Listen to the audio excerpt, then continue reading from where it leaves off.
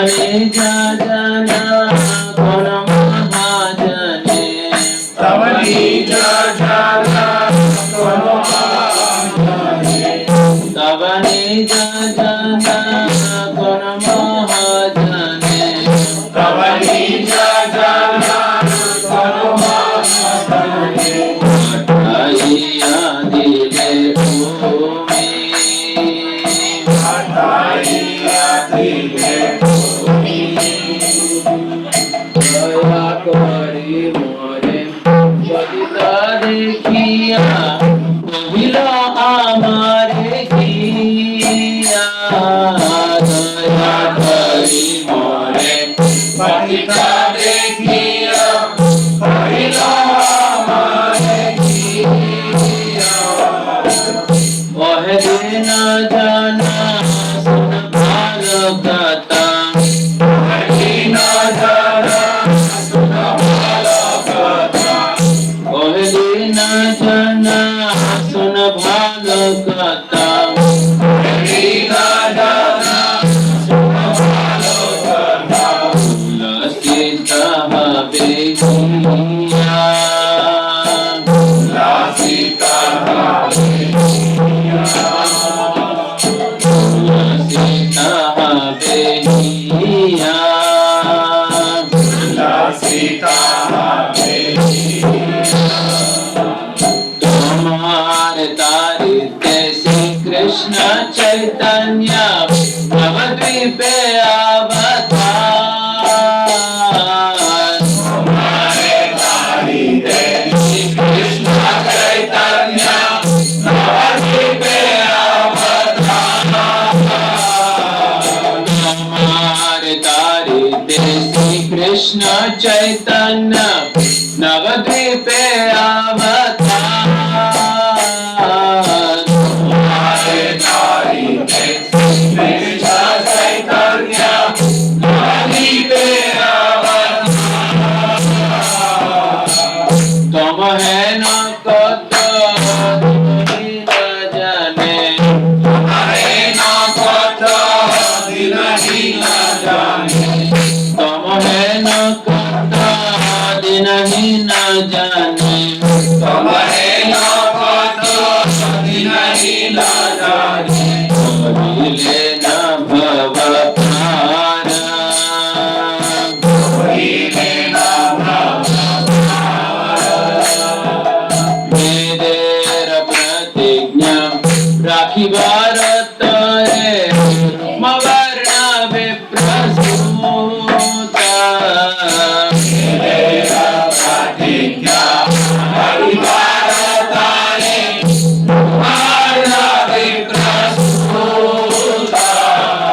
वेदेर प्रतिज्ञा राखिबार तरे रुक्मवर्ण विप्रसूता प्रतिज्ञा राखिबार तरे रुक्मवर्ण विप्रसूता महाप्रभु नामे नदिया माताया महाप्रभु नामे नदिया माताया महाप्रभु नामे नदिया माताया महाप्रभु नामे नदिया माताया गे भाई अवधूता गे भाई अवधूता गे भाई अवधूता गे भाई अवधूता नंद सुता जी चैतन्य गोसाई निज नाम परिधान नंद सुता जी चैतन्य गोसाई निज नाम सुता जी चैतन्य गोसाई निज नाम परिधान सुता जी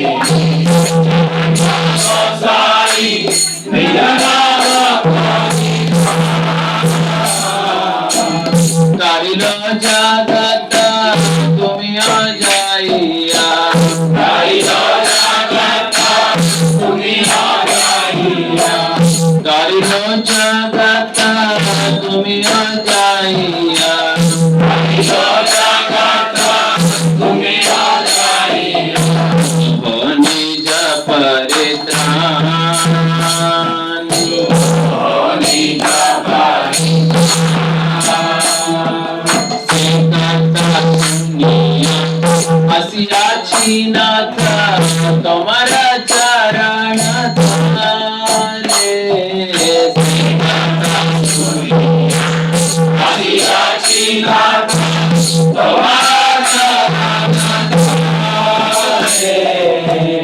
कथा सुनिया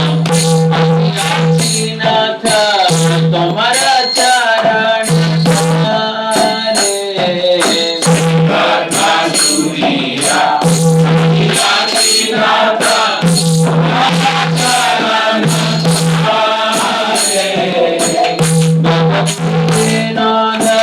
कांदिया कांदिया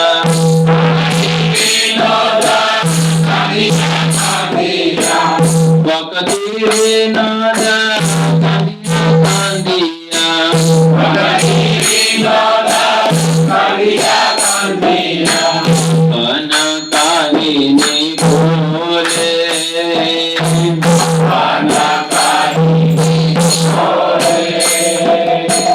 मन दुर्मति संसार भीतरे उड़िया आजी नामे मन दुर्मति संसार भीतरे उड़िया आजी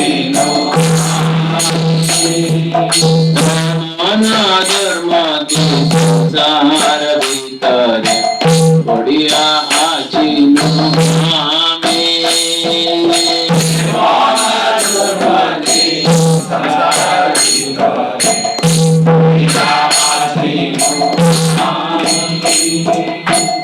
मन दुर्मति संसार भीतरे उड़िया आजी नामे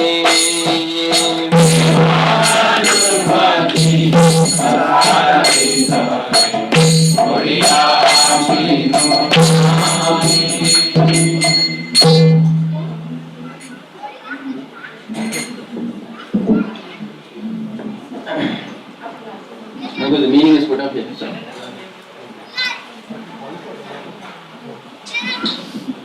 ज्ञानतिमिरन्दस्य ज्ञानाञ्जनशलाकया चक्षुरुन्मिलितं येन तस्मै श्रीगुरवे नमः। श्रीचैतन्यमनोभीष्टं स्थापितं येन भूतले स्वयं रूपकदा मह्यं ददाति स्वपदान्तिकं वन्देऽहं श्रीगुरो श्रीयुतापदकमलं श्रीगुरून् वैष्णवांश्च श्रीरूपं सागरजातं सहगण रघुनाथान्वितं तं सजीवं साद्वैतं सावधूतं परिजन सहितं कृष्ण चैतन्य देवं श्री राधा कृष्ण पदान् सहगण ललिता श्री विशाखान्वितांश्च। नमो ओम विष्णुपदाय कृष्ण पृष्ठाय भूतले श्रीमते भक्ति वेदांत स्वामी नामने नमस्ते सरस्वती देवे गौरवाणी प्रचारिणे निर्विशेष शून्यवादी पाश्चात्य देशतारिणे। नमो ओम विष्णुपदाय कृष्ण पृष्ठाय भूतले श्रीमते भक्ति सिद्धांत सरस्वती नामिने श्रीवासवानवी देवी दायिताय कृपाब्धये कृष्ण संबंध विज्ञान दायिने प्रभवे नमः। माधुर्योज्वल प्रेमाद्य श्री रूपानुगवत्तिद श्री गौर करुणा शक्ति विग्रहाय नमोस्तुते। नमस्ते गौरवाणी श्रीमूर्तये दीनतारिणे रूपानुग विरुद्धाप सिद्धांत द्वंद्वहारिणे। नमो गौर किशोराय साक्षात् वैराग्य मूर्तये विप्रणम्बर संबोधे पदाम्बुजायते नमः। नमो भक्ति विनोदाय सच्चिदानंद नामिने गौर शक्ति स्वरूपाय रूपानुग वरायते गौरवीर्भाव भूमिस्त्वं निर्देष्ट सज्जनप्रिय वैष्णव सार्वभौम श्री जगन्नाथाय ते नमः। वाञ्छाकल्पतरुभ्यश्च कृपा सिन्धुभ्येव च पतितानां पावनेभ्यो वैष्णवेभ्यो नमो नमः। नमो महावदन्याय कृष्ण प्रेम प्रदायते कृष्णाय कृष्ण चैतन्य नामिने गौरतिशे नमः। पंचतत्वात्मकं कृष्णं भक्तरूप स्वरूपकं भक्तावतारं भक्ताख्यं नमामि भक्तशक्तिकं। हे कृष्ण करुणा सिन्धो दीनबन्धो जगत्पते गोपेश गोपिका कांत राधा कांत नमोस्तुते। जयतां सुरतो पंगोर्मम मंद मतिर्गति सर्वस्व पदाम्बुजो राधा मदन मोहन दिव्याद्वृन्दारण्यकल्पद्रुमादं श्रीमद्रत्नाकरसिंहासनस्थं श्रीमद्राधा श्रीलगोविन्ददेवं प्रेष्ठालिभिर्सेव्यमानो स्मरामि श्रीमान् रासरसारं पीवं श्रीवटतलस्थितं कर्षणवेणुस्वनैर्गोपी गोपीनाथ श्रीस्तुनः तप्तकाञ्चन गौराङ्गी राधे वृन्दावनेश्वरी वृषभानुसुते देवी प्रणमामि हरिप्रिये वाञ्छाकल्पतरुभ्यश्च कृपासिन्धुभ्येव च पतितानां पावनेभ्यो वैष्णवेभ्यो नमो नमः। जय श्री कृष्ण चैतन्य प्रभु नित्यानंद श्री अद्वैत गदाधर श्रीवासादि गौर भक्तवृंद। हरे Krishna Krishna Krishna Hare Hare Hare Ram Ram Ram Hare Hare. Hare Krishna. So, welcome everyone today.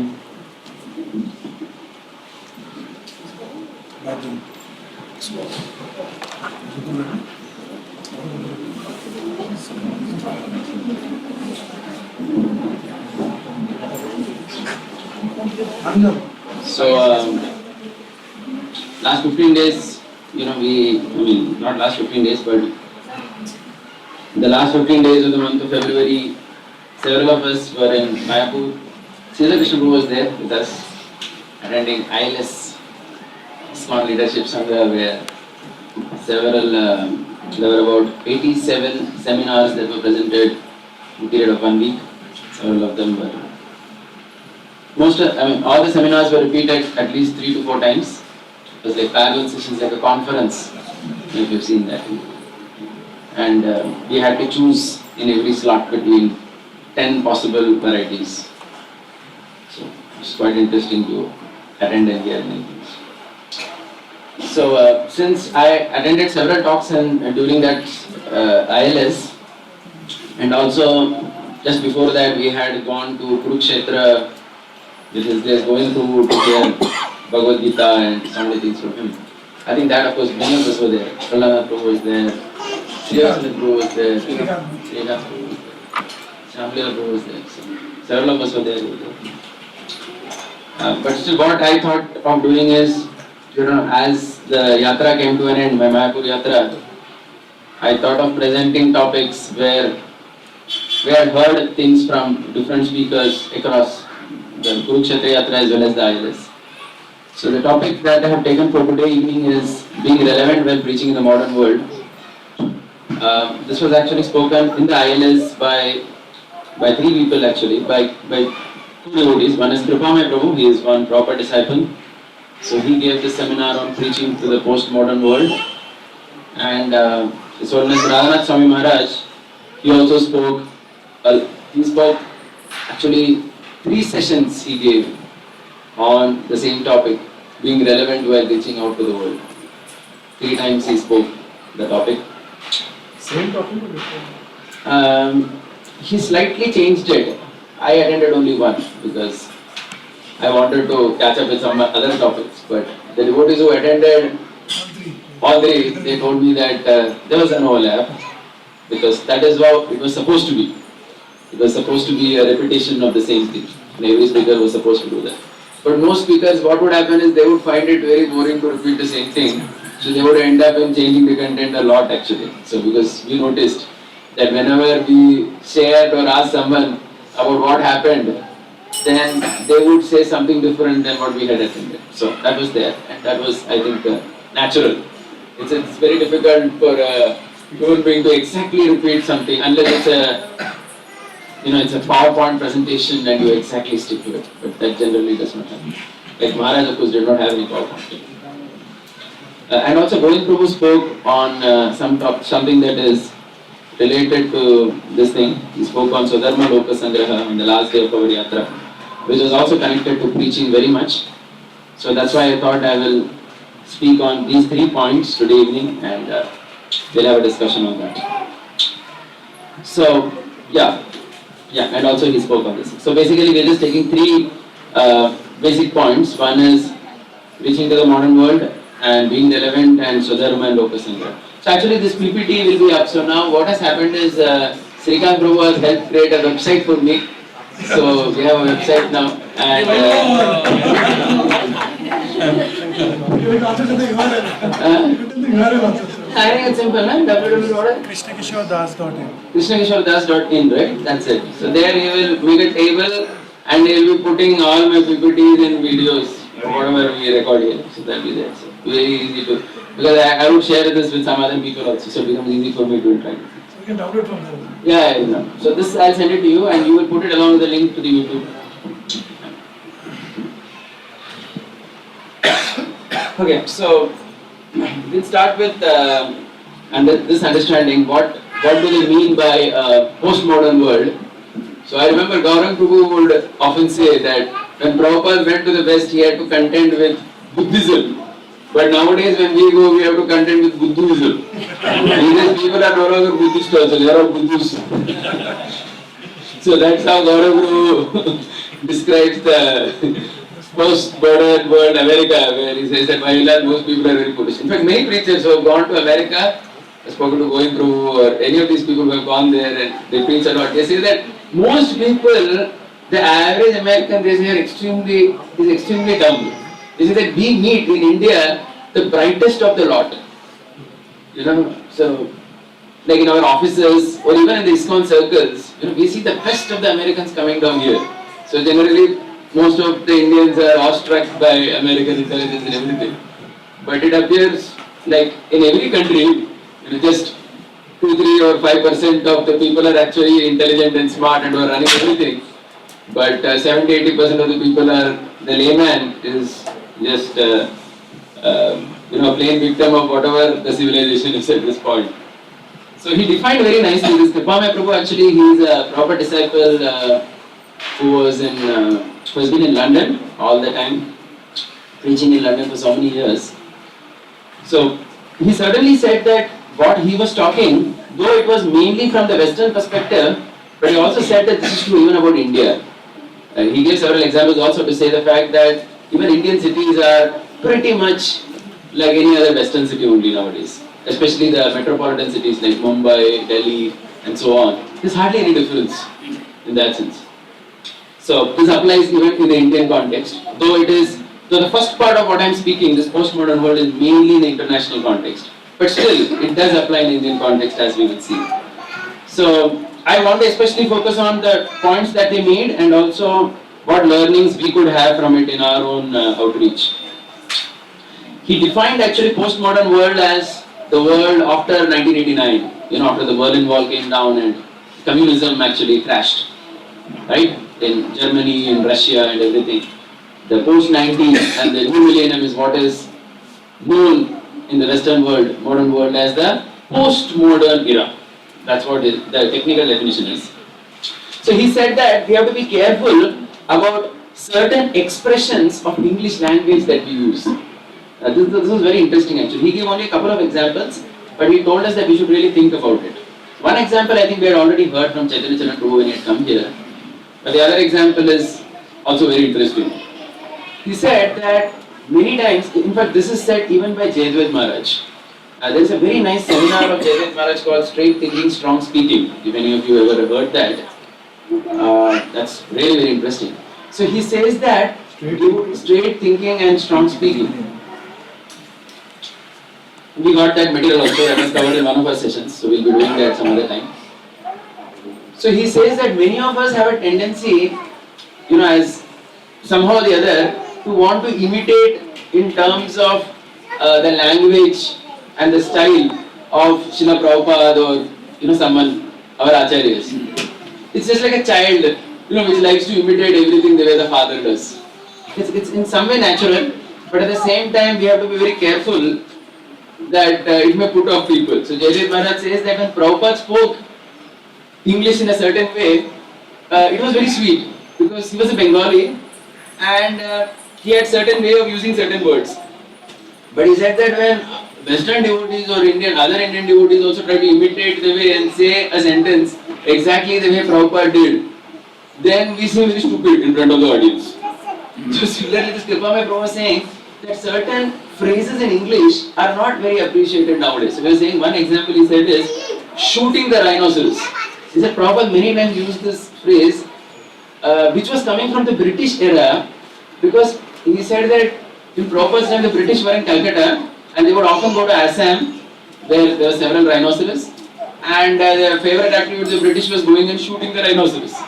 So shooting the rhinoceros was a euphemism or something which to indicate to do something very challenging and something wonderful.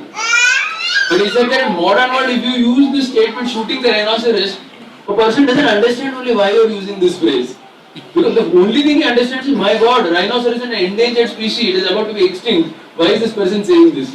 Because the modern man does not understand that context of the British in India in the 19th, 20th century running and using this phrase in their colleges, shooting the rhinoceros. Another example which he said is, like, we have all heard this, woman's brain is half the size of a man. Now this phrase actually, which Prabhupada used, many of us have heard, this is not coming, see, Chaitanya Prabhu explained this point very nicely when you attended a Sunday feast, I think a year ago. He said that Prabhupada's statements which he would make comes from 2-3 places. One is from Shastra, one is from tradition, and one is from scientists and his education background, which is very natural for a person to speak. So he said that this was the belief of the European scientists in the 19th century, which was spoken by one professor of Srila Prabhupada in his Scottish Church College. And Prabhupada had heard that in his college days. And whenever some scriptural statement would come in terms of, woman less intelligent or so on, which was in a different context, but still, so it is very natural that in our preaching, when we are making even a scriptural point, we use a scientific or a modern statement to collaborate or substantiate our point. It's very natural for a human being to do it. But the point is that in the modern world, this scientific fact is not accepted. The woman's brain is half the size or half the weight of a man.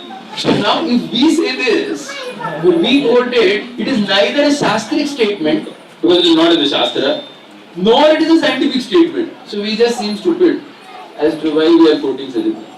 So this was just a couple of examples that were mentioned, but the point is that anything that we speak, we should be very clear. So that means even when we are quoting our acharyas, we have to know in which time, place, circumstance they quoted it, and whether it is applicable in today's world if you quote it, or you will put people off, put people away. So that is like Sri Rama Prabhu was telling us, right, when I think he was there for that Vyas Puja that we had. He was saying that when Maharaj had to speak in Dubai in that 7-star hotel, he had to speak in a way that you don't use Krishna or the Hare Krishna mantra. These things are not to be said over there. But still you have to give a message which is spiritual and potent enough. How do you do that? So these are the kind of opportunities that would come in modern time for preachers, and one has to be sensitive to that. Otherwise one loses an opportunity. So this is one important point. That expressions in English language, that the point basically here is, if we are using any sentence or statement used by our previous acharyas, we should be very clear whether that statement is valid now. Right? So this is the first point to be. Yeah, so he was saying that the postmodern word is all over. So he just quoted a Chinese proverb, the story. He says that a Chinese man was once speaking to a golden fish, and he asked the golden fish, is there water where you stay or something like that? So the golden fish said that I cannot see any water. The point is that the golden fish was staying in a place where there was water all around, but because it was all around, he couldn't see it. So the story says that if something is all over you, you don't recognize it. So he said that there was one professor, from some Western university who wanted to study ISKCON religious practices. So he spent some time in the temple. And it seems he asked the devotees, do you do rituals? Devotees said, no, we don't do any rituals. But then this fellow later he came and said, I stayed 2-3 days in your temple, and every day morning 4 hours I see your people are doing rituals. But they are saying they don't do any rituals. So he was arguing that way, because so he was saying that what I see is basically ritual. You are going around, you're worshipping a plant, you're going around it, doing so many things, bowing down, so many things you're doing. To my eye it looks as ritual only, but you cannot see it that way. He was saying that sometimes when something is too obvious, too much around us, we may just not observe it. So he was giving another example as well also about postmodern world, where so many young people, even devotees, they always have this question, why to get married? which was a very natural thing for people to do. And so this, he said, is a major problem in the Western world. And believe it or not, in India also we are facing these challenges. So many boys and girls, especially boys also, Nityanand Sapand we see, so many boys have this question: why should I get married, Rohini? Why should I? Will my marriage be a success? Why should I enter into it? So many people are apprehensive about it. So these are all, he said, indications of the postmodern world. Because he said previously nobody would ask such a question: why should I get married? They would not ask. It was understood that you have to get married. Nobody would ask this question. It's a very stupid question to us. Why should I get married? This what? He said because nowadays people have become very self-centered and they think a lot about themselves, their comforts, their priorities. They ask all these kind of questions. And he said even our devotees are asking these questions. So these are indications, he said, of the postmodern world. So he said in the postmodern world people are very individualistic. They don't like so much of authority. Right? The concept of authority is not liked by people. And even with Guru, the same issue. He said that even they wish to have the Guru also at their level only. And they don't like the Guru as a very authoritarian figure. I just remember Vyasacharya Prabhu was once telling me that he was talking to Gaurang Prabhu, it seems, on some context of counseling, that how to handle Sas-Bahu conflicts in general when we advise people and so on. So since Gaurang Prabhu replied by saying that, Arey Baba, Kaliyug mein to Guru disciple में problem होता है, सास बहू तो eternal conflict पर होगी. So what are you asking about सास बहू? I will never get improved. Guru disciple problems is what we are handling nowadays. So we just dismiss that question as an impossibility to change or improve. So just bury it, just forget it. So the point is, he said that people even they don't like so much authority or anything. This is the general tendency the world over. And they like a guru or more excellent. So this is the definition. Now we'll go more into it. Another important thing he said is, which is again very significant and very much true, because I was attending most of these sessions with Vyasacharya Prabhu, and we used to have a lot of discussion among us as well about the relevance of every point that was made.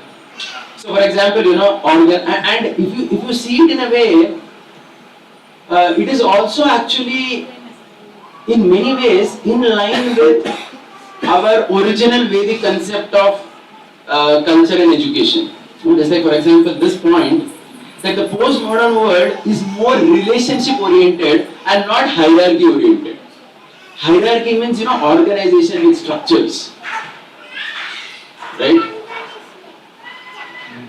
So like even if you see in the corporate world, people nowadays are encouraged or told to call their boss, the boss's boss, everybody by first name only. No one calls each other sir and all that stuff. You see that? This is all postmodern phenomenon actually. No one likes to call somebody as a sir. What do you mean sir? Sir means they say only if you are knighted by the British government you are called as sir. Otherwise you are not called as sir. So this is the tendency in general. So people like flat structure and not hierarchical. So he was saying that in the world over in ISKCON preaching, if you tell people that you are coming to this temple, there is the president, there is GBC, we speak about our hierarchy in many ways. He was saying that many educated people who come in modern cities in India as well as abroad, they don't like such hierarchies too much. They like flat structures. They don't like this. And because they want to see relationship more in anything. And which actually is in the spirit of Vedic culture. Because if you see, truly speaking, the Vedic culture is relationship oriented. Correct? Even the concept of a religious organization, was started by Bhaktisiddhanta Saraswati Thakur and Srila Prabhupada, following the spirit of the church from the Western world. Correct? This organization itself is a Western idea. But you see the Indian traditional concept, it is not organizational driven. It is actually relationship oriented. Where you actually connect to the Guru and he teaches you and so on. So the point what we need to understand is in our reach out to people, we have to emphasize it that way. And we have to give people more that substance in that relationship with the teacher and so on. rather than emphasizing too much on the hierarchy of the organization which puts off people. That's the point really. Yeah. He also said that the modern world is drawn to marginalized people like gays and so on. They feel a lot of compassion for such people. And even in ISKCON circles also, if you know, at least in India perhaps we don't have this issue much. At least it's not that this issue is not there, but there is not like open support within the community for such devotees with such background. But in the Western world there is. There is a lot of, there are people from such backgrounds who are very open about it and who also receive a lot of comfort from many other people. Just like, you know, Bhaktivedanta Swami and Hridayananda Maharaj, many of these sannyasis in ISKCON also, they were quite supportive and they showed a lot of compassion for these people. And in many ways they were criticized for doing that as well. But the point is that that is what the modern world demands, that you reach out to these kind of people also and not simply reject them as useless and so on. Yeah, and also he said that the modern, post-modern people, their view towards any kind of organized institution is very negative. They tend to look down upon that, especially when it comes to religion and spirituality. You know, they want people, they want access and heart-to-heart relationship over here. They don't like to see that here also there is a corporate kind of structure. So I think we all know the story of a saint who was preaching and he wanted to preach his religion. So someone went and told the devil that, hey, this saint is preaching some big religion, beware of him. So the devil said, don't worry, I am going to make him organize it.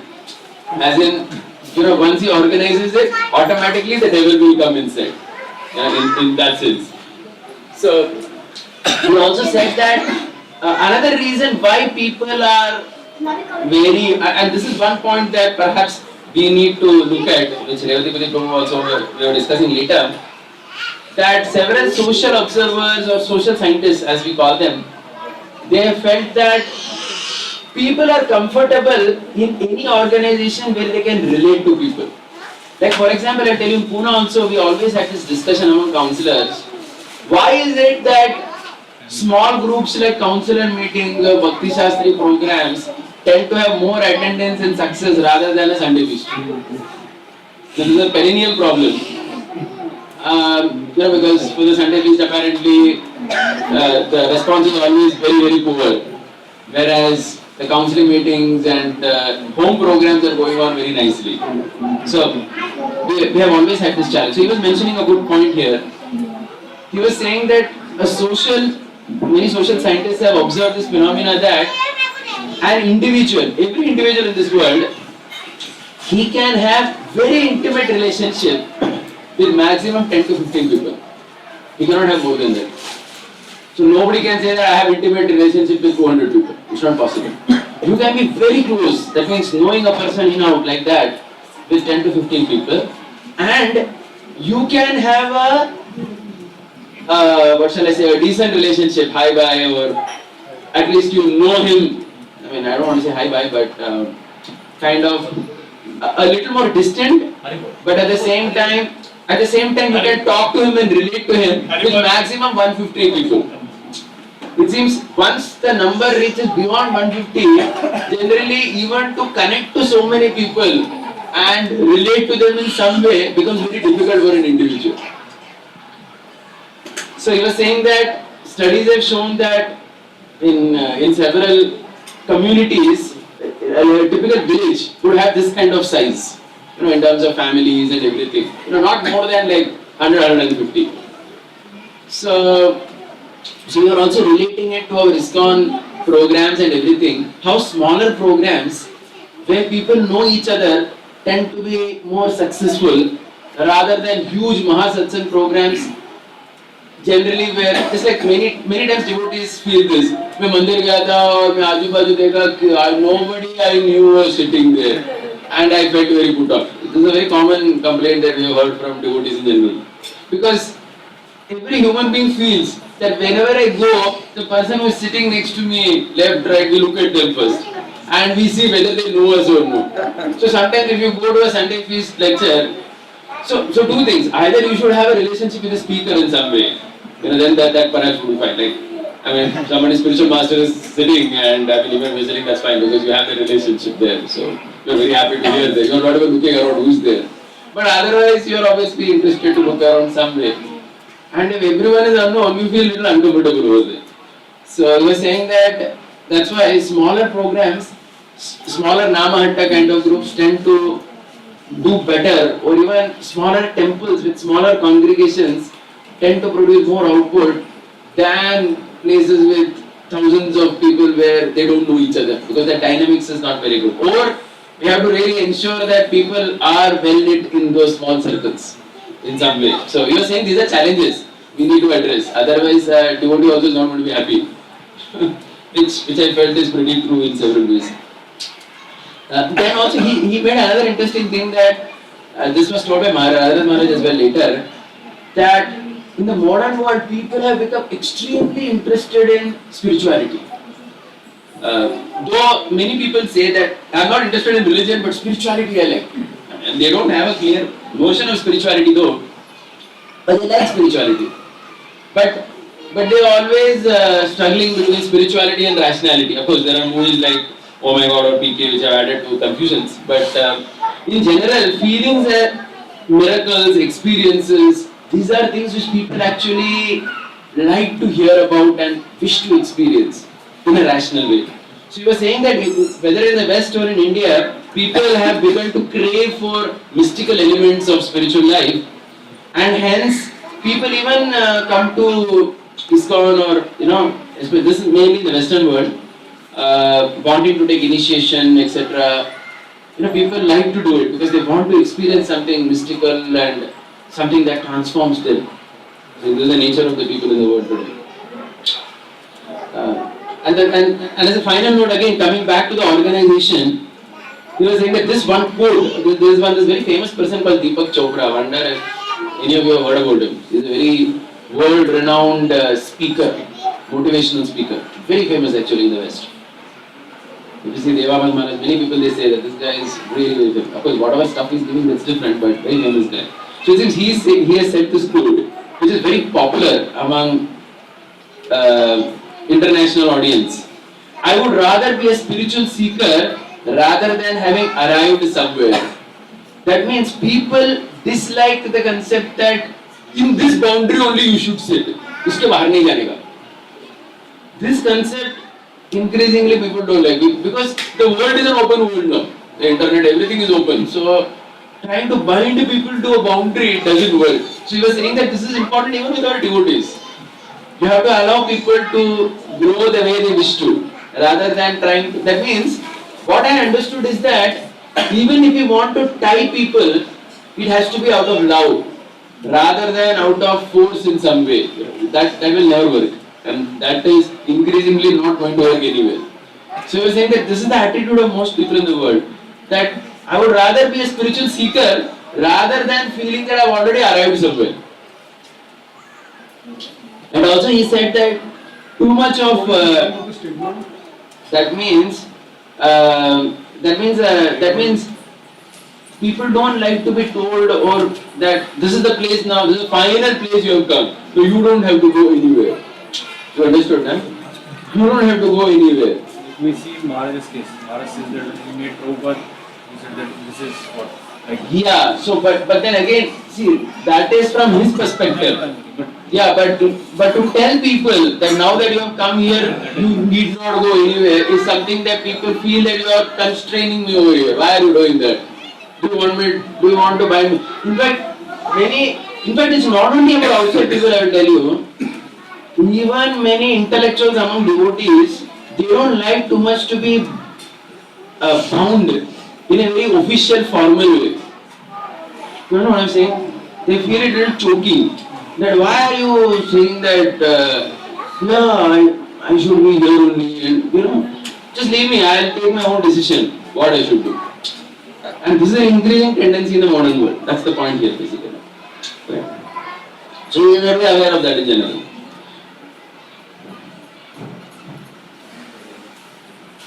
See, that's why again, from this perspective, we can also, okay, we'll come to that later.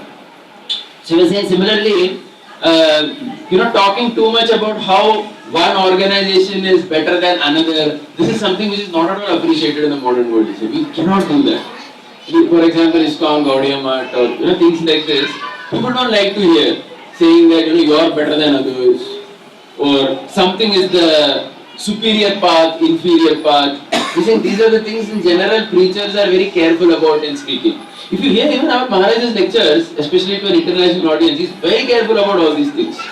That this is the only way to reach God. These kind of things where you try to bind people, they don't like. The point is, it is the preacher's intelligence to convey these things in a way that they come to that conclusion themselves. But we cannot pump it in their system, especially with modern educated audience. The simple people will still accept, perhaps, but many educated people, they don't like this. V.Shrikanth Prabhu, when we were discussing, he was telling me that because he had experience in working with BMC software and big companies, he told me that his manager once debated with him. His debate was, how can you make spirituality into an organization? I don't understand that only. That is the first problem I have. Why I have a problem with coming to a temple. He's an Indian guy, gentleman. But he is telling me that he had this argument with him. Now, how could you do that? How could you institutionalize it in such a way?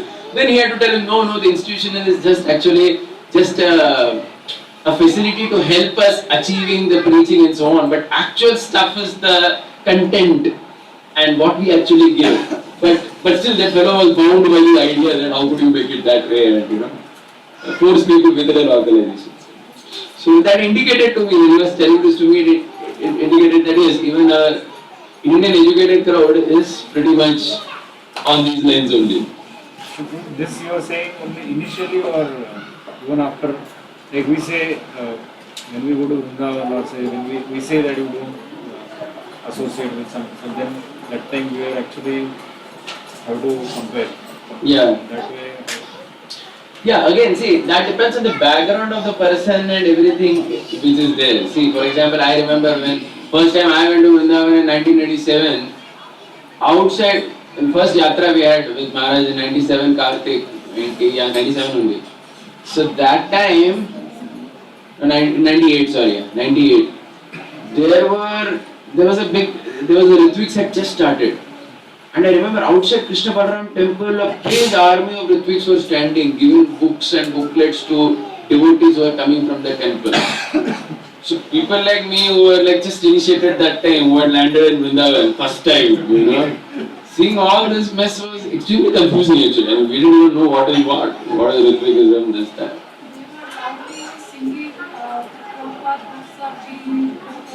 You remember that?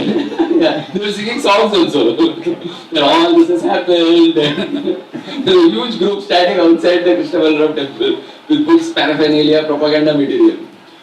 So, of course, we were from a different background also. We were not so much postmodern perhaps. So we were told, hey, kidhar jane ka hi nahi. And that was good for us. It worked well. But again, so the point is again, before you take somebody to Vrindavan, you have to ensure that he is in your, confidence to some extent. Correct? If you take a very new brand fellow to Vrindavan, it's dangerous. Chaitanya Mahaprabhu told that Jagadananda Pandit, that be careful in Vrindavan. It's not an easy place. There will be so many people who will say so many things. Better be with Sanatana Goswami, that's all. Don't go here and there. So it was true 500 years back today, and it's always going to be true. Yeah?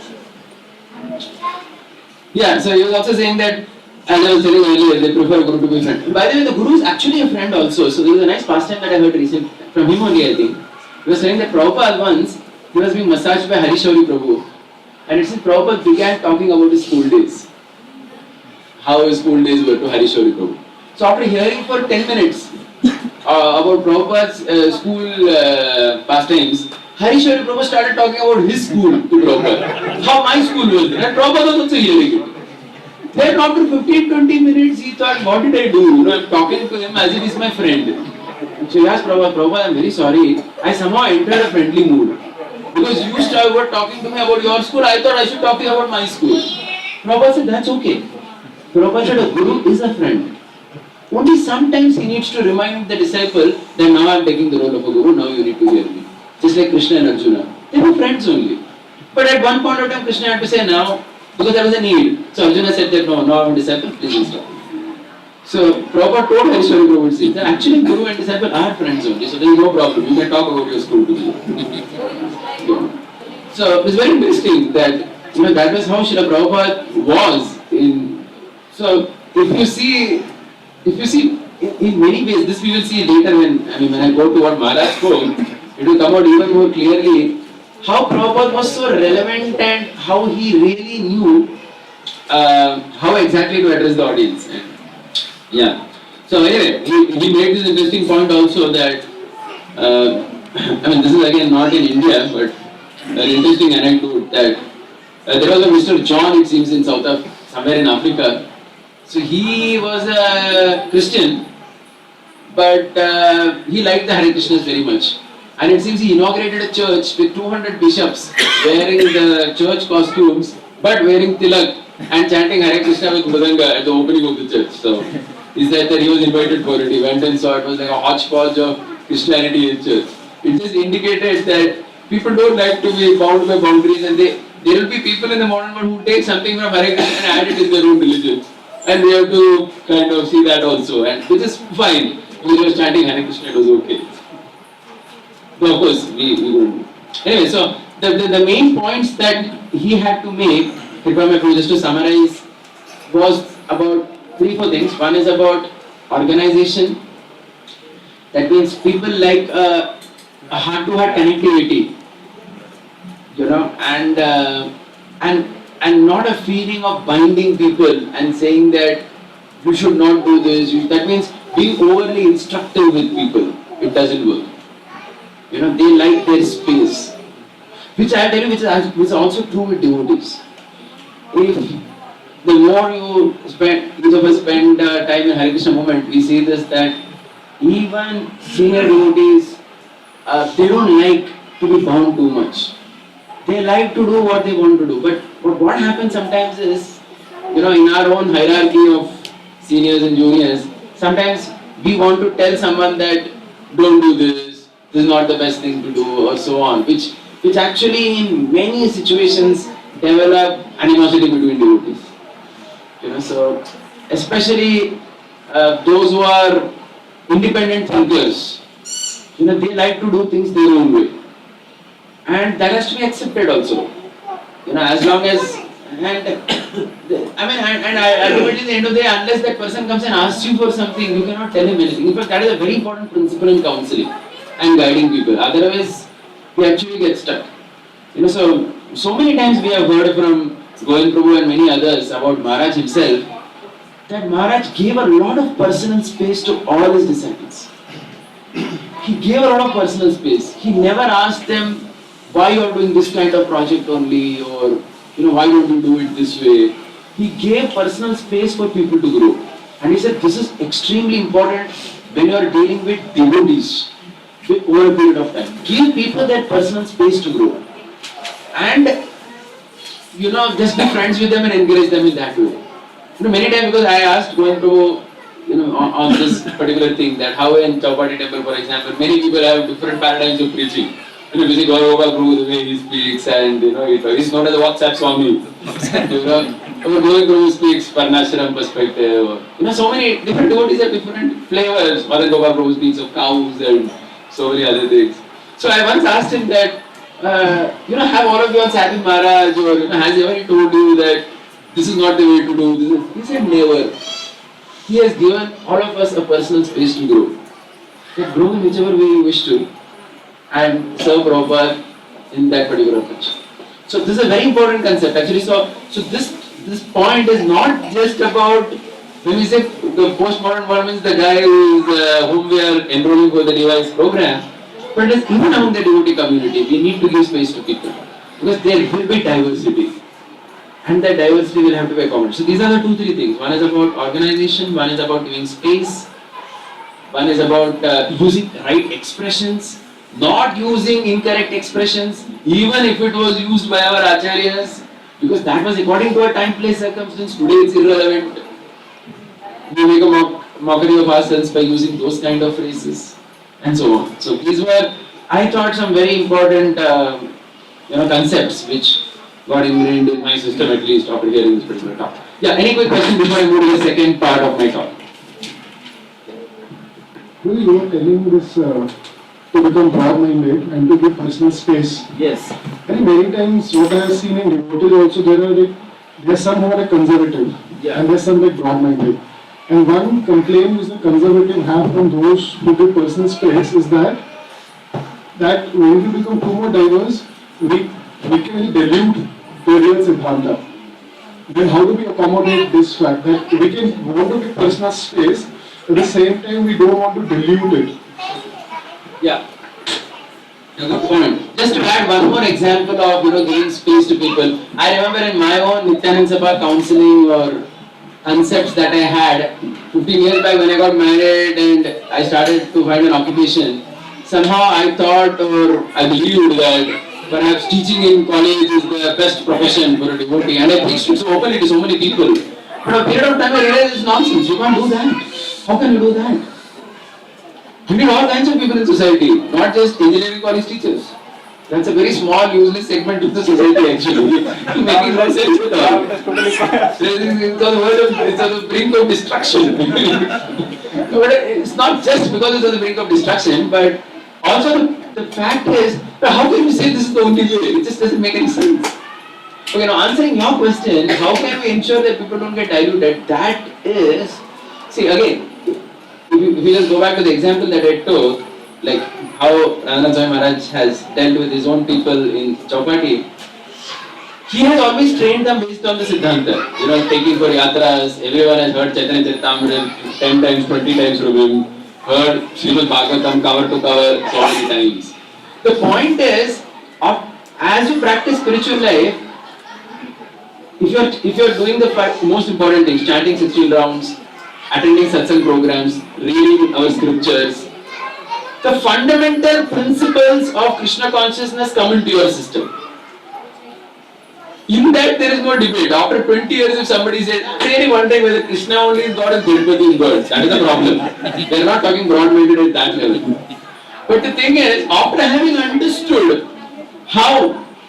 what is Krishna consciousness, which everyone had, everyone will have his own way, his innovative way of understanding how should I implement this Krishna consciousness in my life and how should I share this Krishna consciousness with others. In that there is unlimited way to do so. You understood? So there is where the thing is. and that will, like Prabhupada, if you see in 1977, it is said that Prabhupada asked Bhakti Swarup Damodar Maharaj to have a scientific conference on can life comes from chemicals in Vrindavan. And there was a lot of sound because of that.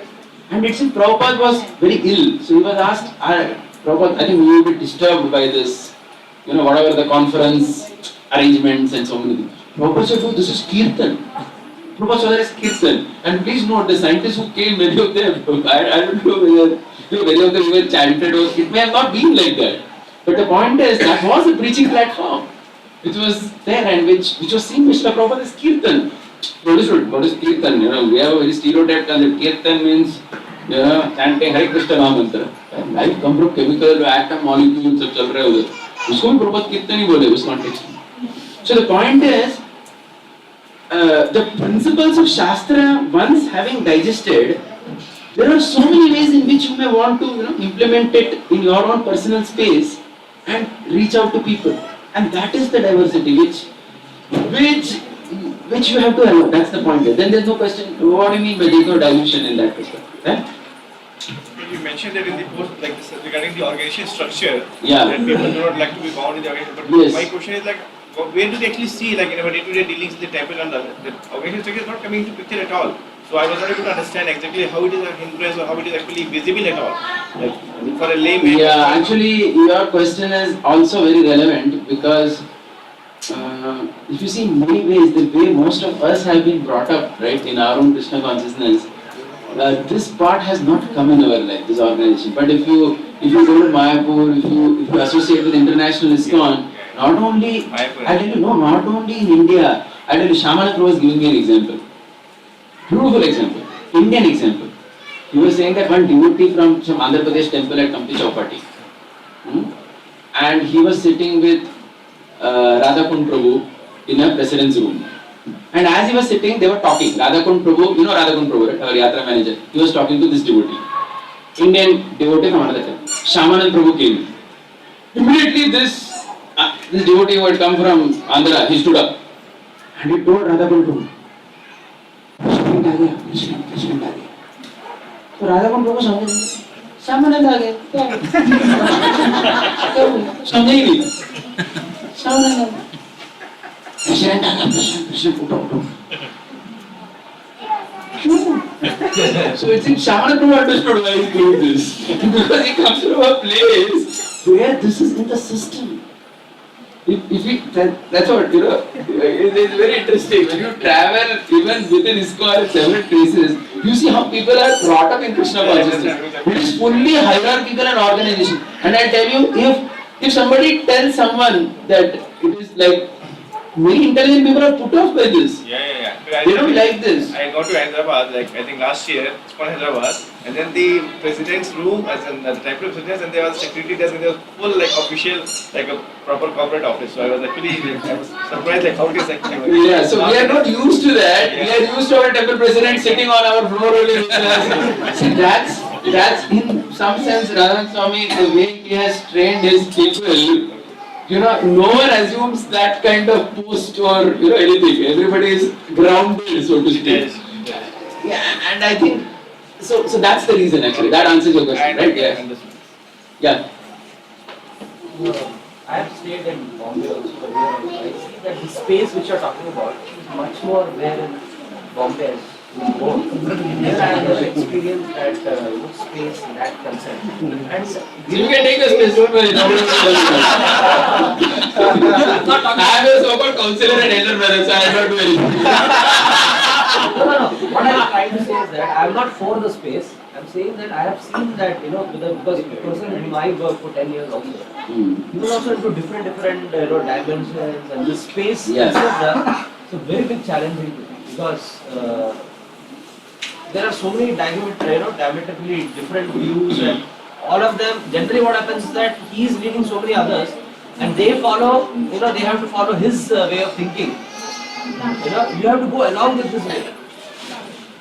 No, it's not like that. A leader actually, he gives space to his people as well. It's not that you create your own space. That's your space. But then, It doesn't happen like that. But Yeah, it is. That's how it is supposed. Yeah, so okay. I understood your question. I understood the context also which you say. We're not allowing the others to have space. Yeah. Any other comment? Shamira bro? Actually, I was just observing this, that even during the Varnashram time period, Vedic time period, even these things like disliking boundaries was actually true, because Vaishnavism was actually an attitude. Very good point. Yes. Then again, if you see inferior, superior, this has mainly come from Christian attitude. Yes. So even that time we did not have restrictions, but the only difference was that people were more submissive to following authority. Now this is coming as a rejection to this, because they are very much. That authority was within the family, by and large, not in an institution. Yes. Correct? Yeah, within the family environment. Yeah. Even in fact, okay, anyway, I'll have to read that once again and then I'll tell you. But I heard this point that when we say that the guru has to give blessings for a couple to have a child, etc., this in many ways also meant family elders, not necessarily the the spiritual master like that. Yeah, but I just want to look at that reference once again before I tell you. I heard it from authentic source, but I just forgot from where I read or heard it. I want to just visit that back and confirm that. But I'm sure I went through this concept. So that bounding was in that. That's what I'm saying. That all these concepts were very naturally there in the Vedic system, if you see in several ways. Yeah? Okay, now we'll go ahead because there are several other things. Maybe later. Okay, last one. In one of the lectures we were saying, quoting Bhaktivedanta Saraswati, that organization is a necessary evil, yeah. So that is still... That is still true. That's because see, Prabhuji, nowadays, the world is such that, like if you read this Danisha Prabhu's book on economics in 3 modes, he writes that nowadays only big organizations and corporations can survive. If you are small, you are finished. You understand what I'm saying? If you see, businesses, only big businesses can thrive. छोटे-छोटे लोग survive ही नहीं होते. You have to be extremely organized. So this organization, so that's why the organization is for the preaching and reaching out. It means for that structural thing. But so like Maharaj made this beautiful statement once that we have to understand how to be uninstitutionalized within the institutional framework. That will actually determine the success of our preaching movement. You understand? Within the institution, we need to know how to be spontaneous and uninstitutionalized. As in our dealings with people. You know, the way as Pavanita Prabhu pointed out, that most of us perhaps never felt the institutional binding on us. Because that's the way we grew up. And that spirit is very important to keep when we reach out to people. Yeah? Yeah. Like, there's one thing which I was having concern of. I think what change we are trying to bring in is absolutely right. But the driver of this change, which we are seeing, is that some happenings in the postmodern era, or we can say, now that also is a subjective thing. Yeah. Probably what we are right now, US was in 1970s. Yeah. There is a gap. Yeah. So, okay, fine. Because our cities, the gap is less. Yeah. Metropolitan cities. Yeah.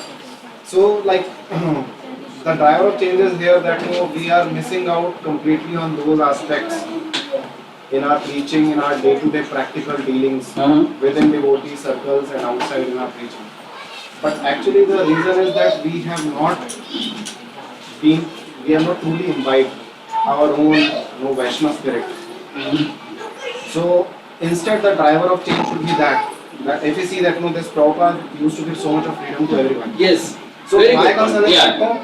if we start that mode of getting changed because Yes. of the external things, then we Yeah, might yeah. end Good up point, somewhere good point, else good point. Yeah. completely. Yeah, I understand what you're saying. That means, that we'll come to that. In fact, the second part is talking, because since you mentioned about Prabhupada, now I'm coming to Maharaj's talk on Prabhupada's relevance. Maharaj, I'll just take a question a little later. 2 minutes. So now I'm going to the second part, which was mainly spoken by Raghunath Maharaj, which he gave a 3-part seminar on this topic of love, care and being relevant while reaching out to the world. Maharaj he highlighted 3 main points which I want to speak of. He spoke of how you have to be relevant when you are preaching. And he gave Mahaprabhu's example, Prabhupada's example a lot, and his own example, and what he is facing in the modern world. Prabhupada, Chaitanya Mahaprabhu. He said that how Chaitanya Mahaprabhu took sannyas from a relevant sampradaya. Why did he take sannyas from Mayavadi sampradaya? Because that is what would make him relevant. If he would say that I am taking sannyas from Vaishnava sampradaya, which was not accepted only in those days, nobody would listen to him. He would be irrelevant. So Maharaj started saying that, Mayavadi sampradaya na Keshav, he was Ekadandi sannyas, right? Mahaprabhu took. Correct? He didn't take, right? There was no, see the point is, at least in Bengal and in those areas, there was no existence only of Vaishnava sampradaya giving sannyas. Vaishnava log kahan par the? There was no way. Ramanujacharya took sannyas from whom? From himself. From himself only he took sannyas. He just took sannyas in front of a mirror. That's what Bhaktya Saraswati also did later. All the sannyasis existing in Ramanujacharya's time were Ekadandi sannyasis. Even Madhvacharya he took from his guru was like Madhvacharya's guru also was this thing only, impersonalist only. But he established Vaishnavism later. So it's very clear. So, but in Bengal, perhaps at that time, as Prabhupada writes, only the Ekadandi sannyasis were relevant. In Kashi, in all these places, nobody would hear Vaishnava sannyasi. So Mahaprabhu took sannyas from them to be relevant.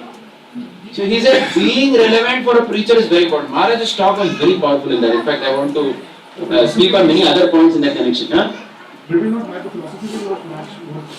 See, it's not about, that's what, See, the being relevant means using the right kind of tools.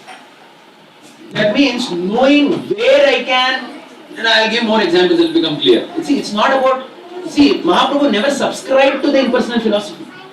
Where did he subscribe to that philosophy?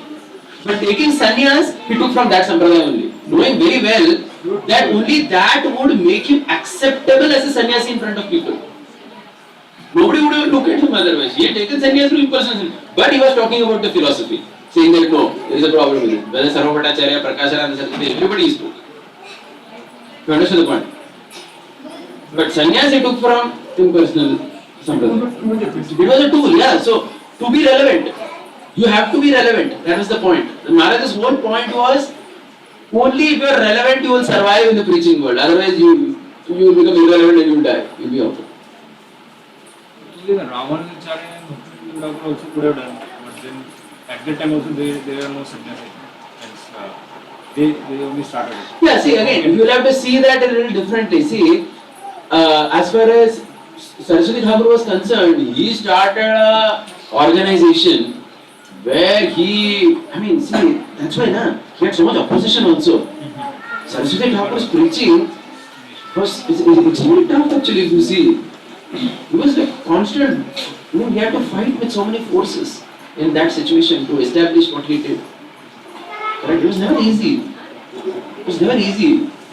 And see, please remember, Mahaprabhu was preaching in a time where the society was much more rigid than Saraswati Thakur's time. Saraswati Thakur's time was after the Raja Rammohn Roy and the British and the so many things. The culture had changed again. So again, being relevant is different at that time.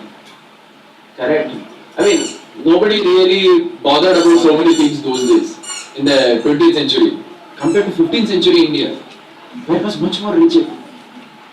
Most of the intellectuals are also found in Mayavadi Sampradaya. Yeah. All Sarvabhauma Bhattacharya and Prakash. Yes. Yeah, Chaitanya Mahaprabhu's time. Yeah, But Saraswati Thakur's time was different. Okay, we will not go to that. He told two things. He told that if you want to be successful as a preacher, you need to love, respect devotees and be relevant. But Maharaj mainly emphasized on being relevant. But Maharaj told this point that how Mahaprabhu, in great detail he explained actually, maybe even for half an hour, how Mahaprabhu would respect and glorify the devotees around him. How every devotee Mahaprabhu would treat with great love, care and respect. We read in Chaitanya Charitamrita, glorified with 5 mounts. That kind of a thing, right? When Vallabh Bhatta came to Jagannath Puri, how Mahaprabhu introduced every devotee in such a way that he said Vallabh Bhatta felt, I am like a duck in the midst of swans. That was Vallabh Bhatta's feeling on being introduced to all the Vaishnavas. That was Mahaprabhu's style of glorifying the devotees. So that love, care, the warmth which Mahaprabhu gave, that was one thing he said. And this is what Atmana Gaurav was talking about, the real core Vaishnava spirit of extending love and care, and at the same time, being relevant. So, in fact, he spoke about Prabhupada as well in the same context. He said that Prabhupada gave such love to people, like how much he gave. So Malti Mataji told this, it seems, to Maharaj, that when Prabhupada in 1967, he gave a strong lecture, it seems, in San Francisco, saying that there is no love. So someone asked a question, it seems, in repeat. What about love in this world? So Prabhupada said there is no love in the material world. But Malti Mataji said we could take that statement because Prabhupada was giving us a lot of love. Prabhupada was giving us a lot of love. So though he said the statement there is no love in this world, we didn't feel the absence of love.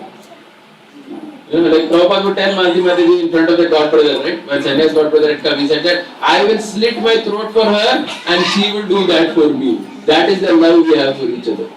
Prabhupada told his sannyasi godbrother about this Malti Mataji. So they were saying that it is not just about the statement. So again, that's where many times, that's where ISKCON has had challenges. When we imitated some preacher externally by saying some statement, but we didn't show that warmth to people. Because that Vaishnava stuff was not really there so much. So then he learned it all. So he was saying that Mahaprabhu loved and respected. Then he spoke about Sarva Bhattacharya. How did Mahaprabhu actually get Sarva Bhattacharya on his side? Maharaj said, because he heard him for 7 days. 7 days he sat and heard from him without raising anything. And only when Sarva Bhattacharya said, you have not asked any question, please ask something. Have you understood what I am saying? That is the time he said, your Vedanta Sutra I understand, but your description is like a cloud that covers it. But now when Mahaprabhu started speaking, he heard because he was very relevant to him because 7 days is attended. So he said that Mahaprabhu's effort of sitting 7 days was his relevance in that preaching. Without which there was no question only that Sarva Bhattacharya will be converted. So Maharaj said it is not some, what Maharaj was indicating is it is not some kind of a magic that Mahaprabhu is a super soul. So simply he is just converting everybody by magic. He is having to work hard. So Maharaj said many times we talk about how Prabhupada or Chaitanya Mahaprabhu smashed people and easily kind of converted people to Vaishnavism. But what we don't see is the humility and the tolerance they exhibited in actually dealing with people. That part is that we never see.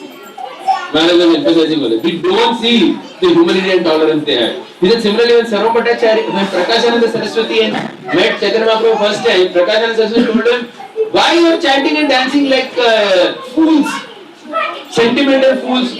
Mahaprabhu accepted his statement. He said, I am a fool, he said.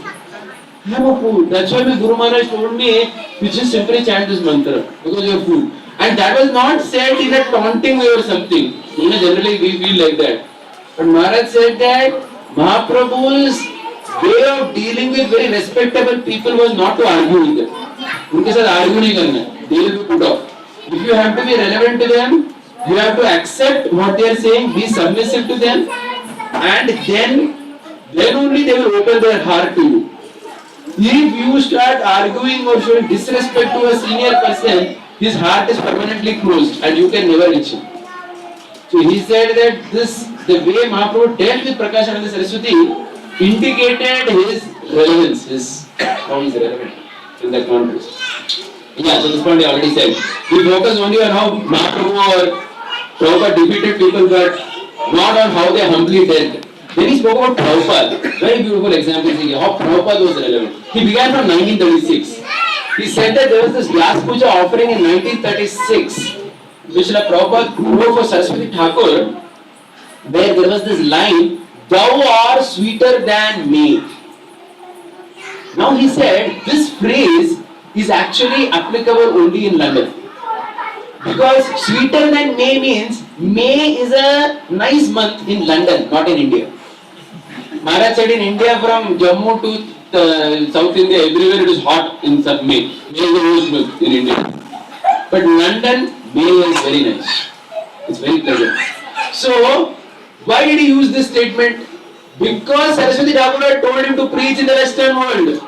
So, in his offering also he made a statement, Maharaj was telling this, which was relevant and connected to that instruction of preaching in the Western world. Not about India at all. So he said that's why he used this. So he was telling that he had discussed this with some god brother, I forgot whom. Maharaj was telling that they were sharing with this. Why did Prabhupada write, "Thou art sweeter than me"? Because it's relevant to the instruction given to him, not otherwise. Similarly, this Maharaj elaborated for a phenomenal amount of time. He spoke about Sally Agarwal. He quoted Prabhupada actually. When Prabhupada said that in 1965 when Prabhupada went to America, Butler, Pennsylvania in August, September 1965, Prabhupada said that I spent 3 weeks studying this lady Sally Agarwal to understand how are women and people in America generally brought up. What kind of devices they use? How do they think? What are their thinking patterns? Prabhupada said, I simply studied her to understand how to now access these people in New York. So Maharaj said, it was hard work for Prabhupada. It is not just a magic. You have to be relevant to the audience. So he said that Prabhupada says later it seems, I was very interested to know how these American ladies work, how they cook, how they use devices, washing machine, how they are treated in that society equal to men. So that's why you see that in couple of years when Prabhupada started giving Gayatri Mantra, he gave to ladies as well. It was being relevant to that audience. If he would not be relevant and he would be stereotyped, saying that no, a woman cannot get Gayatri, which is what the Vedic traditional perspective is, you become irrelevant. You become irrelevant. And in fact, some devotee was telling me that it was only because Prabhupada gave initiation to women, the Native Worship in America survived. Because all the American pujaris in American temples are ladies. They only do everything there. I mean, there are hardly brahmacharis and men have to work. So many women had dedicated their entire life to deity worship. It was so relevant in that place for Prabhupada to do that. So he was saying that being relevant is very important. Then Prabhupada used this example. Coming back to what Achyutation was talking about, compromise. How without compromising on his own teachings, he adjusted along with Allen Ginsberg. He was saying that how Prabhupada in the mantra rock dance in that, Avalon ballroom, all drug addicts and everything, they were all taking LSD and all that. There he used Allen Ginsberg to talk about Hare Krishna mantra. If you see from a very traditional sannyas perspective, like today I was talking to, we are going to Sri Krishna Prabhu's house for wonderful Udupi style prasadam in the afternoon. So as we were talking, Prabhu was telling about the Udupi sannyasis. He was telling that by tradition, the Udupi sannyasis traditionally, they would not even speak to an outside man. It's not about language. That means even if you knew their language, Tulu or Kannada or Sanskrit, if you were an outsider, you had to speak to a translator. You would speak to the translator would speak to the sannyasi. In many ways that was important, please remember, because it's not easy to protect the purity of a sannyasi otherwise. It's great risk actually. That's why the kind of risks that Prabhupada took, not too many people can take. The Avalon ballroom was full of, if you read Jayanand Prabhu's book, what is that? Radha Damodar Vilas. You see that there were naked people, not wearing one shred of cloth on their body, standing in front of a sannyasi. Traditionally, this is inconceivable how a sannyasi could do that. But that was, but Prabhupada was relevant in that place as well, along with his Allen Ginsberg, without compromising on his own core principles. Because Prabhupada never propagated or he never accepted that way of life, but he was invited over there. That was the opportunity which he saw, and he recruited people from that background, and he trained them in Vaishnava culture. So this is being relevant. So of course, again, we have to see how much risk the person can take to be relevant. Because Prabhupada himself remarked later that this is no place for a brahmachari to be in. It was again very clear that normal people cannot go to such, normal preachers cannot go to such places to preach. But even in that place, Prabhupada knew how to be relevant. Then Maharaj said that how Prabhupada, when he got Kirtananda Swami in 1967 to India, he had him wear suit and boot coming into the Delhi temple and everything. Because Prabhupada wanted to impress on many people that he has got a Westerner. Because that was relevant to the Indians in that context. They wanted to see a Westerner in suit and boot to get impressed by Prabhupada's teachings. If Prabhupada would, if Kirtananda Maharaj was just not dressed in that way, it would not be relevant. Similarly, he said that even later when the Westerners he got, he had them shaved up and like dancing white elephants. In fact, this dancing white elephant, I got a first-hand experience this time in Delhi about how dancing white elephant even today is so powerful. When I come to Delhi railway station to take the train to Calcutta, there was a group of 15 Western devotees who were there to board the same train to Mayapur. They were 1 hour early, so 1 hour they were doing Sankirtan on the railway platform, on the bridge. On the bridge they were doing Sankirtan. One devotee with harmonium, 2 with mridanga, 2 with kartal, 3 ladies dancing very nicely, and 4 ladies distributing books. Big team was there. It was such a hit, believe me. There was such a huge Indian crowd, taking videos of these Western people, and they were saying, "Arey, WhatsApp," they want to put it on WhatsApp. So many people, huge crowd actually of Indians. The whole bridge came to a standstill. And there was no objection. There were police all around, but they were also kind of impressed by this crowd. Doing the Westerners, white skin, doing Hare Krishna. And they were not obstructing anyone. They were standing in one corner. I noticed also how sensitively they selected a spot. They were in one corner of the bridge. You could walk through also. But the Indians blocked the whole place. They take video of these people.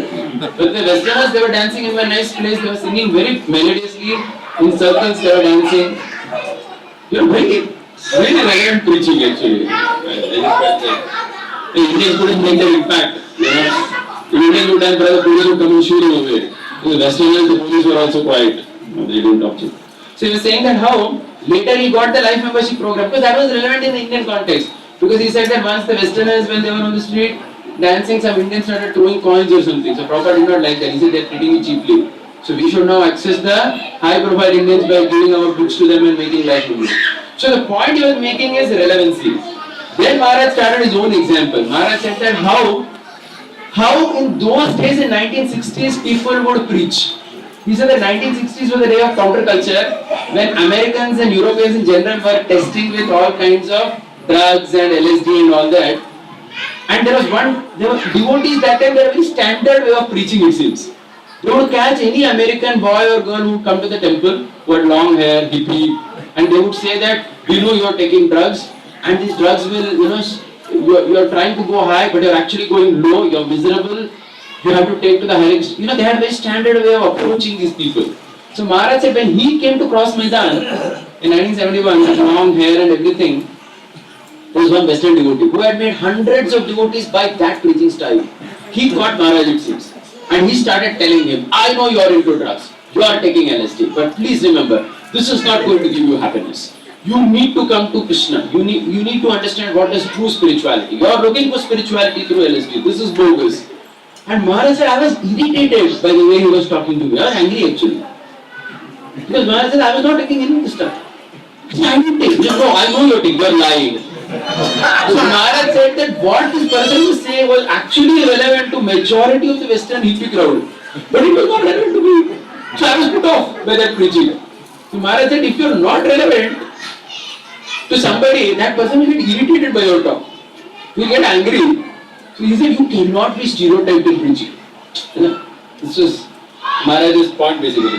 Then Maharaj was talking about the current world. I mean, this Maharaj, the way he presented, perhaps only he could do because what he is experiencing. He said that in the current world is the best place to preach, he said, more than the 1960s. The modern world, he said, the world is more receptive to Krishna consciousness than ever before, Maharaj said. Today in the world, yoga, ethics, environment, values, selflessness, sustainable communities, economics are discussed by each and every person on the planet, Maharaj said, intelligent Westerner and individual. So he said, on all these points, we have so much to speak from Shastra to access people. He said, in today's world, he said, when I go to places, people even have started respecting a Swami. Even those who don't know anything about Hare Krishna movement, they bow down to me. He said, this was never there before in the Western world. People have started understanding what is a monk. People respect these positions also. Maharaj said, the world has never been a better place. But Maharaj said, you should know how you have to be relevant to them. Otherwise, you cannot access them. And then Maharaj, went on this a lot actually, seeing Indian devotees in temples in USA. Actually, what happened was, now you don't understand the background. We all know that in the American and European temples, there are many Indian devotees only by and large. And generally, this was raised more as a negative point by many leaders and everything. People saw that, many ISKCON devotees also felt that all temples are populated by Indians and too many Indians around and so on. Maharaj saw that as a benefit. Maharaj said that whatever preaching I am doing, Maharaj listed what he is actually doing in the US, UK, whether it is the House of Commons, Stanford University, this university, that university, Microsoft, Google. Wherever I have got, Maharaj said it is only because of Indians I got that preaching opportunity. He said our Indian community in the West is highly positioned in corporate world. And they are giving us avenues to reach out to people. Without their help, we cannot reach out to these kind of people at all in the first place. So he said that is also to be seen as a benediction. Maharaj's whole presentation to that world ISKCON crowd that was there in front of him of 400 devotees was in the perspective that the world is very favorable for preaching and the Indians being in good positions is also in our favor. We just have to know how to be relevant and communicate the message in their language.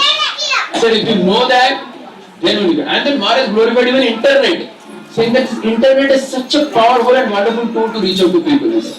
We never had such a tool before, he said, where we can reach out our message to people. And then finally, now this personal request, I just briefly speak about it. I think this was one of the very good experience. This was of course off the ILS. After the ILS, Maharaj actually, people are getting distracted by the sound at least. I think I've got used to it, so it's better you also are used to it. It's all our children only, so basically. Oh, I think yeah, Kishore, wow, great, taking everyone down, that's fantastic. ಎಲ್ಲರೂ ಕೂಟಿಟ್ಟು ಹೋಗೋಣ ಕಿಶೋರ್, ನೀವು ಕೂಟಿಟ್ಟು ಬರ್ಯಾ. Don't pull them, don't pull them. Whoever can come, take them and go. Give them space. Give them personal space. They are all the post-modern era. Seriously, believe me, they are post-modern. Our kids also, as they grow up, we cannot impose too much the boundaries. Like, if you tell people, see, ISKCON, ye nahi chalega, they will say, why? Okay, so what? How can you tell them? So you have to understand, you have to deal with them differently. And actually, intelligent people will be like that. If you, yeah? One example just give recently. Praveen also play guitar now. Yeah. I was just telling you, like, can you explain in Kirtan? We can just ask some of the is now. This is now we have to put out. He has to be louder. Yeah, I know. What is the problem? Yeah. So Maharaj, so basically what happened is, after the ILS was, I think, over, one day Maharaj had a personal meeting with all his disciples as counselors. Maharaj said that his new book is coming out called The Journey Within. This is going to be released in May. Maharaj told in great detail about the book that he has written and how it is being published by Mandela Publishing House and how there is a great potential. Maharaj had two requests from all of us, which I will later communicate over email. We'll have to see how to get that done. The first thing is that the negative websites which were there, they have come now to the second page. So again, because we were not doing that for a long time. So Maharaj said that I am now from this May onwards, I am going to have so many preaching opportunities. But he said that this is going to come as a botheration. Because everybody nowadays will go on the internet and type Radhanath Swami before coming to my talk. And if they see this site, they will not come. So this has to be pushed to the 5th or 6th page. So Maharaj actually folded his hands at least 4 times in front of 5-6 of us, saying that it is my humble request, if you can, at least for 4 months, if all of you and you can go back to Pune and tell all the devotees to do the service, then I'll really be grateful. I mean, 4 times he said that. It was, most of us were extremely embarrassed, or we were like, we felt extremely humble actually in that situation. So, by tomorrow we are deciding the strategy again and we will be telling everyone. So it's a sincere request that for 4 months we will have to do this service. 4 months. Maharaj said 4 months we have to do it. Because the book is going to be released in May. And the second thing that he said is, there is a system whereby you can pre-order this book. This book is currently published only in America. And I'll be sending the method of pre-ordering to all of you. It has to be ordered via Amazon.com, not Amazon.co.in. Amazon.com से उसको order करना पड़ेगा to US address. उसका सब detail email पे हम भेजेंगे आपको. US address, Indian address, कैसे करने का? The thing is, if there are 10,000 pre-order copies of that book before April, May, and Maharaj is saying, he's very confident that it will happen even like that. But if we all help in some way, it can happen. And Maharaj said that, I request you all, if you can buy that book, even if it is a little costlier, it is okay. Maharaj said, because at least for the next 1 year, there won't be any Indian edition. So you can get the book, Maharaj said. And also Maharaj said that, once it becomes a New York Times bestseller, I will be on television, radio, everywhere in America.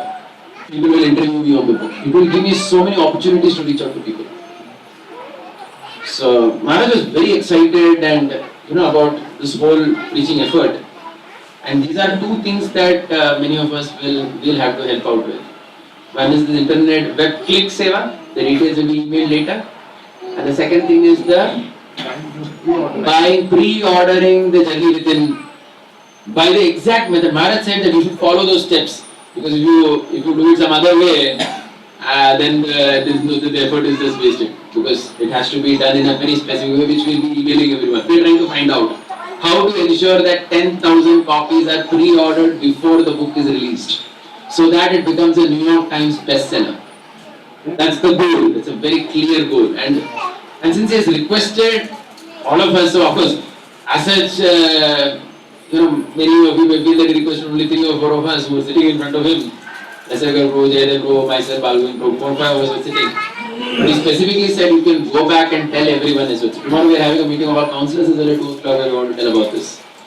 And we want to... That mail has already come to us. So one of the problems is that we need some devotees will coordinate the address. Yeah, but I will tell you that each of us have our contacts, right, in the US. हर एक का कोई तो relative है, devotee है, friend है, कोई तो है ही. How many of you are there in this room who don't have anybody in the US? I mean, I have so many people. My cousin is there, my cousin, so many people are there. I mean, isn't it? Don't we know? I mean, first of all, we should try from our personal space only. That is our relatives. And devotees to, hey, doesn't everyone here know someone in the US? No? Is there anyone who does not know anybody in the US, United States? Satyakama Prabhu, simple. Anyone else? What is the no problem. That's fine. One or two people, that's fine. Because see, those of us who know, we can even get 4-5 copies for others, right? It's not that you get 1 copy. You can get 4 copies and give other 4 devotees who don't know anybody in the US. ऐसा कर देते हो, आपको पैसा देंगे. Maharaj said also, it will be little costlier because the book is $13 if you buy from the US and shipping charge also is there. Maharaj said it will be good. Huh? 1-3, $13. Now so pay. सस्ता है, कुछ नहीं उतने को ज़्यादा महंगा नहीं. लेकिन इंडिया में आएगा तो you know 150 rupees में आएगा. See that time we should not take अपना Indian mentality के जा रहे हैं इसका कॉपी हाँ जाओ के लिए क्यों लिया मैंने. That's good. It's good to feel like that. But Maharaj specifically said, at least for this book, please don't feel like that. Go ahead and do it. It will help you if I reach out. So I just know that anyway, none of us are doing some great preaching or something. At least you know. I mean, I just remember, what is his name? Prabhupada's one personal servant, Shrutikirti Prabhu. When he was married, he wanted to give up the personal service of Prabhupada, massaging and personal service. So he didn't want to tell the reality good.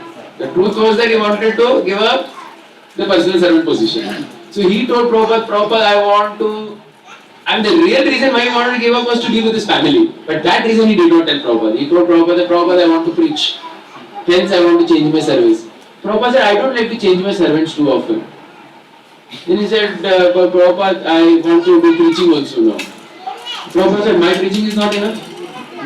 So he said that I couldn't, Prabhupada had to say that to me. Is my preaching not enough? That you have to preach. That Shrutikirti Prabhu, he said, Prabhupada made me finally admit the truth. That I wanted to be with my wife. I said, Prabhupada, I am married. I want to be with my wife and my newborn child. Prabhupada said, that's all right. No problem. So he said that he was sharing this in the context that you have to be honest and to the spiritual master. You can't fool around. So in the same context, most of us anyway are not doing some fantastic preaching. But we are doing it at our own level. So at least if somebody is preaching, we can help them. That's what I felt. So I think this is a very good opportunity for all of us to serve. So I'll be sending the mail out in 2 days. Exact process will be clear. By Monday you will get the mail. So please help in that. Right? Yeah. Now we're going to the third part of our discussion. And this is again in relation to preaching only, very much, and reaching out to the world, but just presented in a slightly different perspective. And at the end, I want to integrate everything and connect it back once again. That was going through talk on the last day of our Kurukshetra Yatra on Sudharma and Lokasangraha. So, very beautifully, he was speaking about this particular point, 3 lamentations in Bhagavad Gita, first chapter, and he said only one was for Lokasangraha. So, Lokasangraha basically means, what are the 3 lamentations? Dhritarashtra is lamenting, right? Dharma kshetra, Kurukshetra, Mamaka, Pandava, Kima Kurvata Sanjay, kya hone wala hai bhaiya? He is lamenting. Duryodhana is also lamenting. Tava Shishyena Dhimata, hey Drona, you instructed Drishtadyumna, so intelligent he is, see what he has done. He was also lamenting. Arjuna was also lamenting. So he said 3 people were lamenting in Bhagavad Gita, only one person was lamenting for Lokasangraha, and that was Arjuna. He was lamenting for society.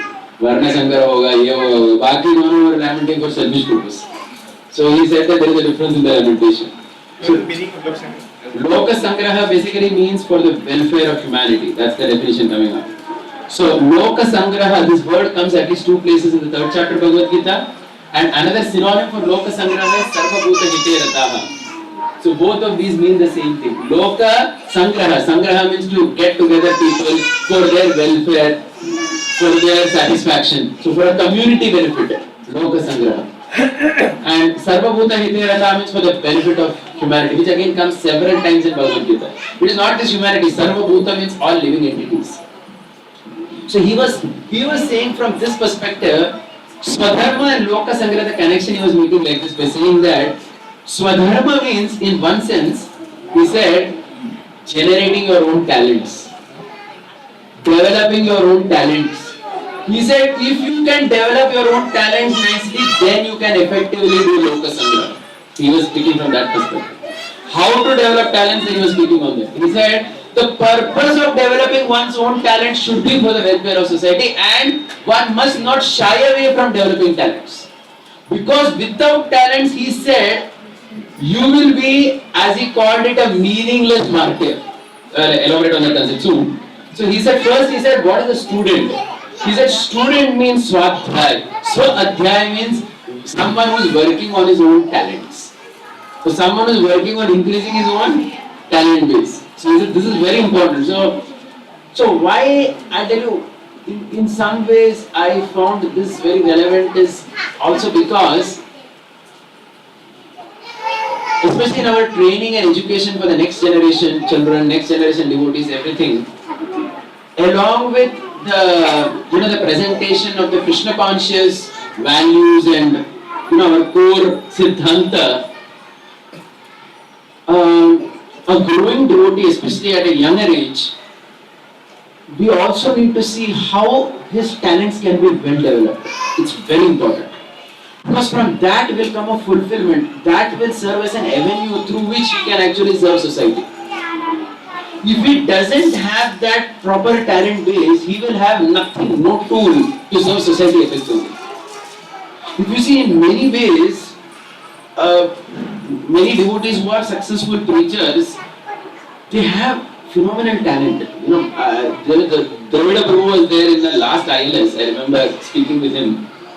He was telling me that public speaking skills are so important. He was telling about Radhan Maharaj. He said that Maharaj is somehow so good at it. Dravida Prabhu said, Dravida Prabhu, please remember, is the English editor of Prabhupada's books. All Prabhupada's books, English editing has been done by Dravida Prabhu. Extremely wonderful devotee.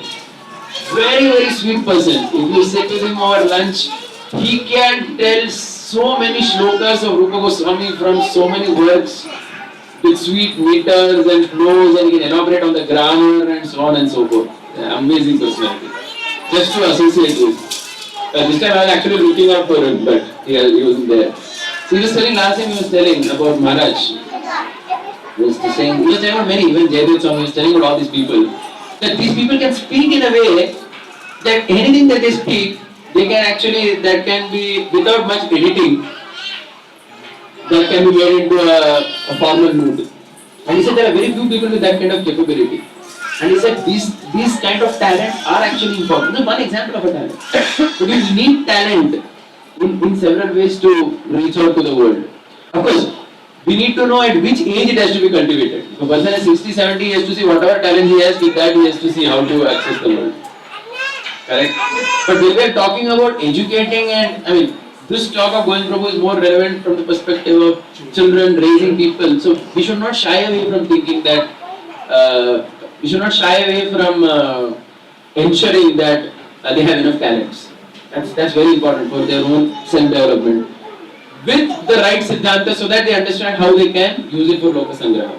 So he was telling us that for Gopal's Garden in Mumbai, they have come up with this slogan: learn with excellence, give with benevolence. Which is in line with Swadharma and Loka Sangraha. So he said the school's slogan, learn with excellence, is Swadharma. That means learn with excellence. You're a student. Learn your talent with excellence. Why should you do that? So that you can give with benevolence. That is Loka Sangraha. He said that this is the right tool in terms of educating people. So that you can reach out to people effectively. So he said the principle of Swadharma Loka Sangraha is, if I grow, the society around me grows. And if the society around me grows, I grow further.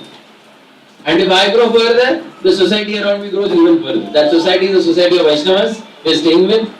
That society is a larger society where we are attached with, the, right? And so on and so forth. At all levels. This is true. So this is one perspective. So he was saying that there are challenges with what he called as meaningless martyrdom. That means, you know what is a meaningless martyr, right?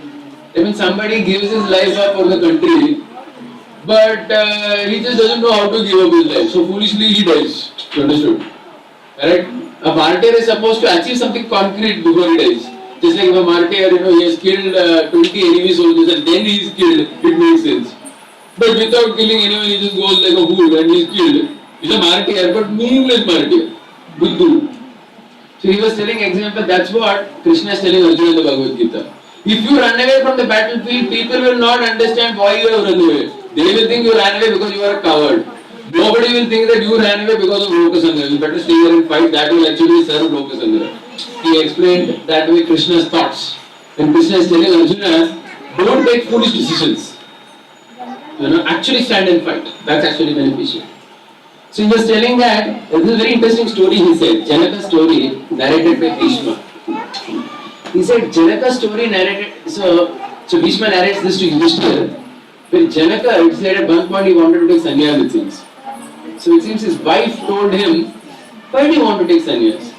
You are already doing so much for the society right now. If you take sannyas, you will be in a disadvantageous position. You will be having lesser facility to serve people. Right now you are able to serve people in a much more solid way.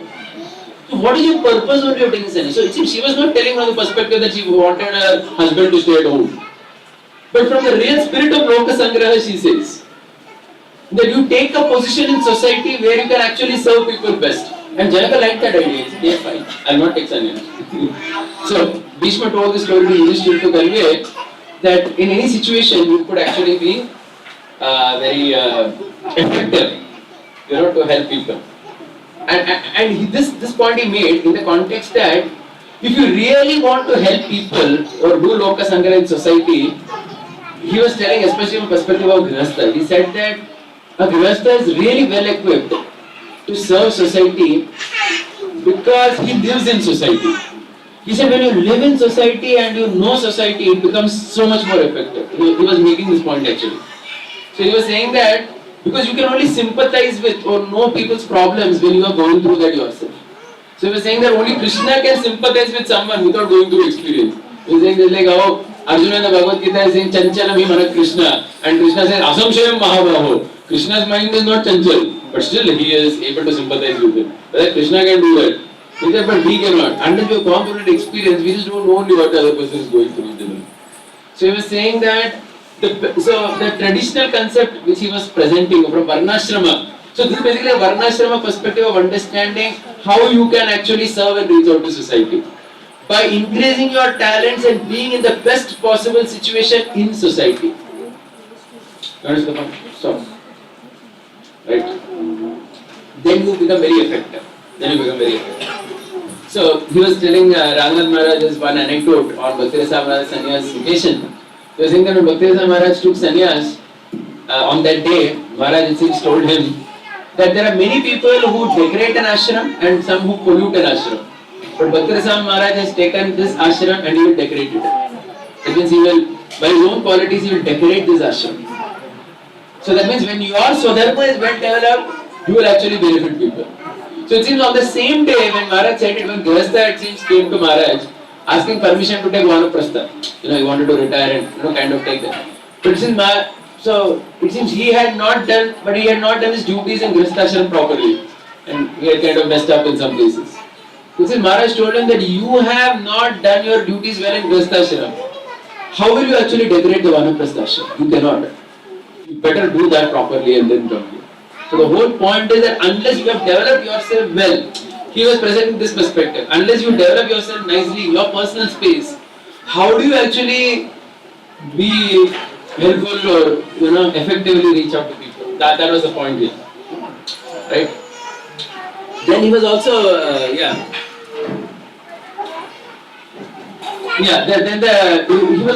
he was also saying that how the Indian system of community is extremely powerful, which actually facilitates this Loka Sangraha in so many ways. Actually, I don't remember reading this, but maybe you can help me. Was it in that Kautilya book that we saw about the businesses of South India in some place where they, give loan, everything, then the whole community comes to help. I don't know which book I read, maybe I have to, I don't recall it. But he was speaking about how there are many business communities in India, which all of you may be knowing also, where they help each other by loaning money to each other without any proper written document or anything. Which he was saying in the Western world nobody does like this. Only in India all this happens. Because the spirit of community is very strong in the Indian blood. Because the concept that ये मेरे लोगों के लिए कर रहा हूँ is very strong. So he was saying that there are some businesses in India which are all run like this. If somebody wants money, it seems the whole community, even though they are all in the same business, will give this fellow money. So the whole concept is Kachiri, Huh? Kach place, no? Yeah, then he was telling about this Kutch also. He was saying that the concept of community is very powerful in India. This is a traditional perspective of Loka Sangraha, how I exist for my society. So he was saying that when this plane crash happened and some devotees had passed away in Nepal, they had to send few devotees midnight and they wanted some 5-6 lakh rupees at midnight, to go and get the body. Who will give 5-6 lakhs at midnight? So since they told one devotee was from a Kutch community, and it seems he told that he has enough friends, in 15 minutes he arranged it seems 6 lakh rupees. His friends immediately, and they were not devotees or something, his friends and all, they were from that community.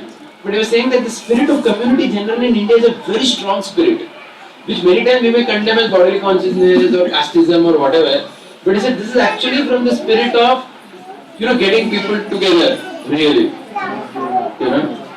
It so happened that day all this chart reservation was going on and all the, we couldn't come back to board. So Shwetadev Prabhu and others were in in a taxi going to Delhi airport. So they were stopped actually. So since these charts, they were telling them that हम आपको पानी देंगे, खाना देंगे, सब कुछ देंगे. They were giving Bisleri bottles to these people. Stuck. They were saying हमको बहुत बुरा लग रहा है कि आप हमारे अतिथि हो. पानी लीजिए, खाना लीजिए, सब कुछ लेकिन आप यहाँ से जा नहीं सकते, बस गाड़ी आगे नहीं जाएगी, आपका आतिथ्य हम करेंगे. So we say in general how this is a very interesting country ours, which you will perhaps not see anywhere. Where on one hand you may identify something as bodily consciousness, but at the same time it is a spirit of being together. I mean, in many ways I was thinking that our ISKCON community of devotees as such is in so many ways not so well knit, I personally felt, as many of these communities who are totally in so-called bodily consciousness in India. What we may just condemn, bodily consciousness. They will give money just like that to their caste person. Whatever it is, they have that spirit of helping. It's not just about the caste, they have that spirit of, actually helping and doing something for the other person if he is in need. The spirit is extremely important. Now, this spirit will connect to preaching also, it will come very soon. So he was saying that that's why traditionally even sannyas if you had to do it was for Loka Sangraha and hence it had to be done in alignment with society only. He was speaking a lot on this, that how any sannyas you had to take, traditionally he said all Vaishnava sannyasis or anyone took sannyas was with permission from mother only. Whether Madhvacharya, Chaitanya Mahaprabhu, Shankaracharya, anybody who took sannyas without permission of parents, no one took sannyas. You needed that because you couldn't break any society. You had to go along with it. So he was emphasizing on this a lot. He was saying that many times we have done things the wrong way in our life. Because he said that unnecessarily creates a disturbance in society. Yeah, he was talking, Loka Sangraha also means Vasudeva Kutumbakam, the whole world as a family. And he was saying how, for example, in Ramayana, the demigods were not happy when Ram was peacefully sitting in Ayodhya. They were thinking that Ram has to get out of this place so that Kishkinda, Lanka, everything can get benefited. Simply with Ram saying, here Bharat is ruling and Bharat is very good. He quoted one Kamba Ramayana author who says that there are thousands of Ramas who can come and go, but Bharat is very difficult to get. So Bharat was an extremely qualified man, he could do a good job. But the other place had to be benefited. It was not enough that Ram, Lakshman, Bharat, Shatrugna were happily sitting in Ayodhya. Ram had to go out for the benefit of the world. So he is saying that Loka Sangraha is a very important concept. You have to benefit the world. You can't stay in your selfish domain.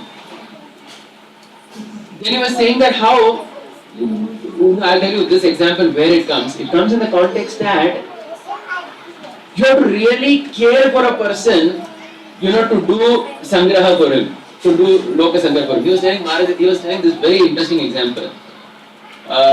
This was one brahmachari who joined American temple in 1995.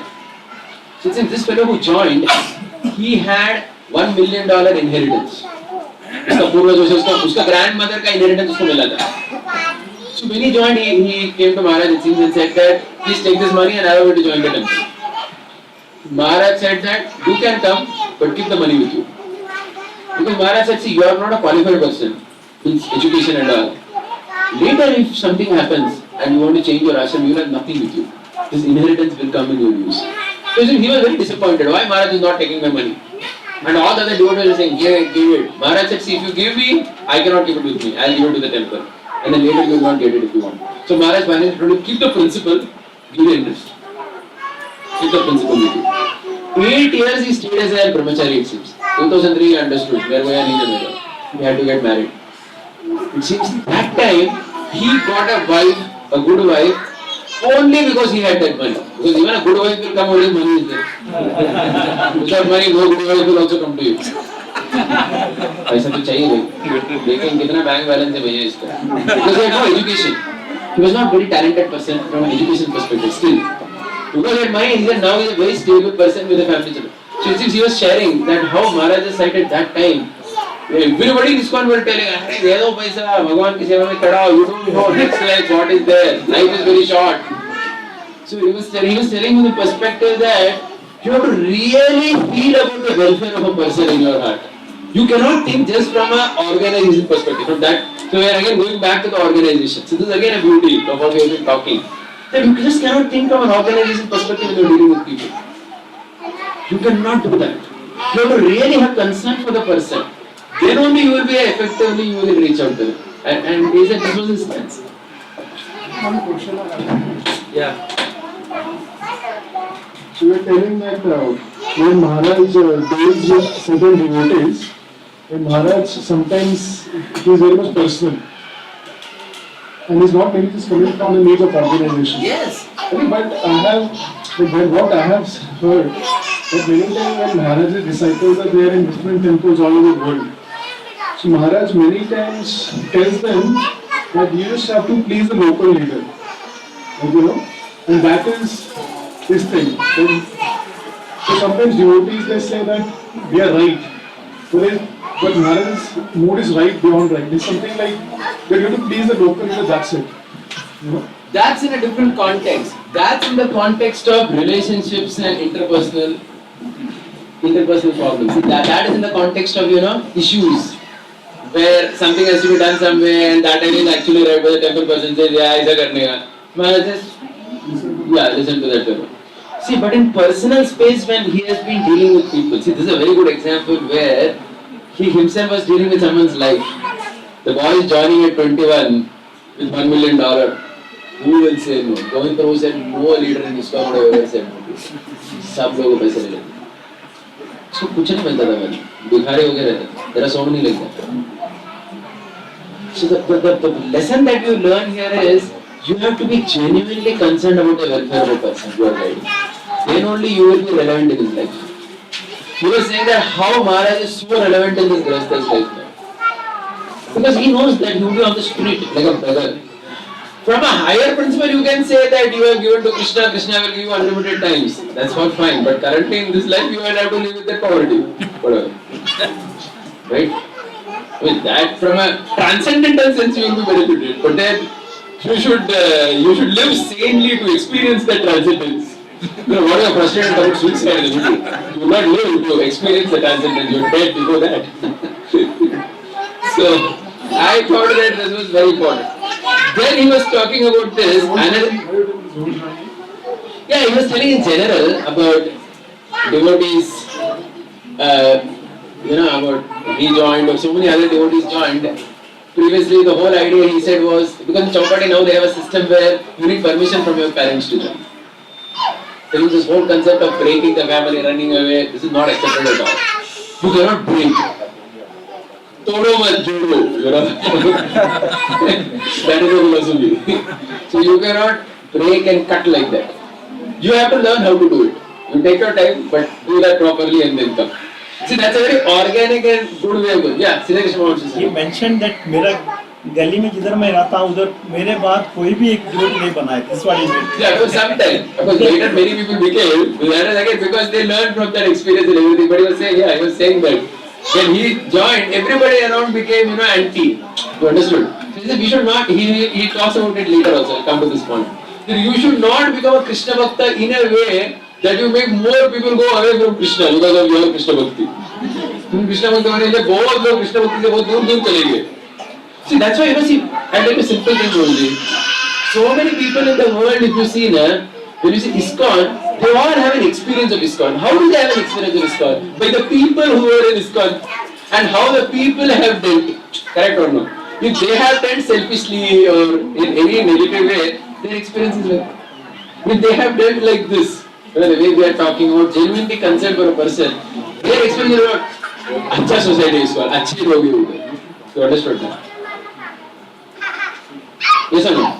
Makes sense. Then he was saying for Swadharma, he said two things he said. First point he said was, you need to develop your talents. We are coming to the end now. And he also said, you need to have very strong roots. And he said that now I'll tell you what strong roots mean. He was saying the family structure, he said, is the strongest root. And he was saying that one reason why Indian temples exist easier than American temples is because he said in India, our brahmacharis who are there, they are all nicely trained in their family setup. He was sharing this point even several other times that most of our brahmacharis in our temple come from sound family background. He said when you come from a good family background, you can deal with an organization. He said because organization is man-made, family is God-made. He said so for family structure you can deal well. Then the man-made structure you can somehow struggle and make it exist. But if with the God-made structure you make a mess out of it, then the man-made structure collapses completely. So he said this is why Western temples may bear. See, please remember because temple is a place where people are all there without money. You understood? Why are Western organizations surviving? Paisa bolta hai, correct? Outside organizations, why they survive? Paisa bolta hai, because you are paying money. So fellows loyal to you. ISKCON, come on, it's an organization where you have to really cooperate with each other, right? So if you cannot cooperate with a small unit of 4-5 people in your home, how will you cooperate with a bigger, larger chunk of devotee crowd? उधर भी झगड़ा ही करोगे ना? So this is a very, very important point actually. That organization is man-made, family is God-made. So to effectively do local sangraha, you have to be situated properly in your Swadharma. You have to be strong in your roots. So he was making this point that Krishna Maharaj, when he had asked Radharani Maharaj long back this question, can you make a similar community in New York like you made in Radharani? So the answer is it's not going to be easy. The reason he said is that the family structure over there is not proper. So again, going back to what Maharaj said also, though the environment is good, people like to come to spirituality. Again, at an organization level, there will be several challenges that we will have to handle. You understood? So we're just going back to everything. If you remember from Kripa Prabhu's presentation, we started talking about how organization is something that people don't like. And that is correct actually. People like family kind of structure which is natural and spontaneous. But in that you have to survive well. Only then the organization survives and thrives. So the whole point is when Swadharma is done effectively, Loka Sangraha prospers. So that's the connection here. The real last point, the last slide in my presentation. Maybe I will just, there are maybe too many things in it. So. Okay, I'll actually not present it. Okay, I'll present it as well because it's connected to this. I don't want to take it again later. Presenting Krishna in a relevant fashion. This he spoke very wonderfully actually. I thought it was a very deep subject. I wish to hear that again from him some other occasion. But he said Krishna is so magnanimous that he accepts whatever you do, whether you know it or not. Whether you know it or not, that you're doing for him. You understood? That means even if you don't know you're doing for him, but you do for the sake of the Almighty, he accepts it. Like that's why in the Vedic system we see that, or even the Abrahamic system, a person surrenders something to the impersonal God or some Jesus is God, whatever. But if you surrender to that concept, that tattva, which is actually Krishna, you understood, without knowledge of Krishna. You get the point? Krishna accepts that. Krishna accepts it. These people also make spiritual progress. It's not that they don't.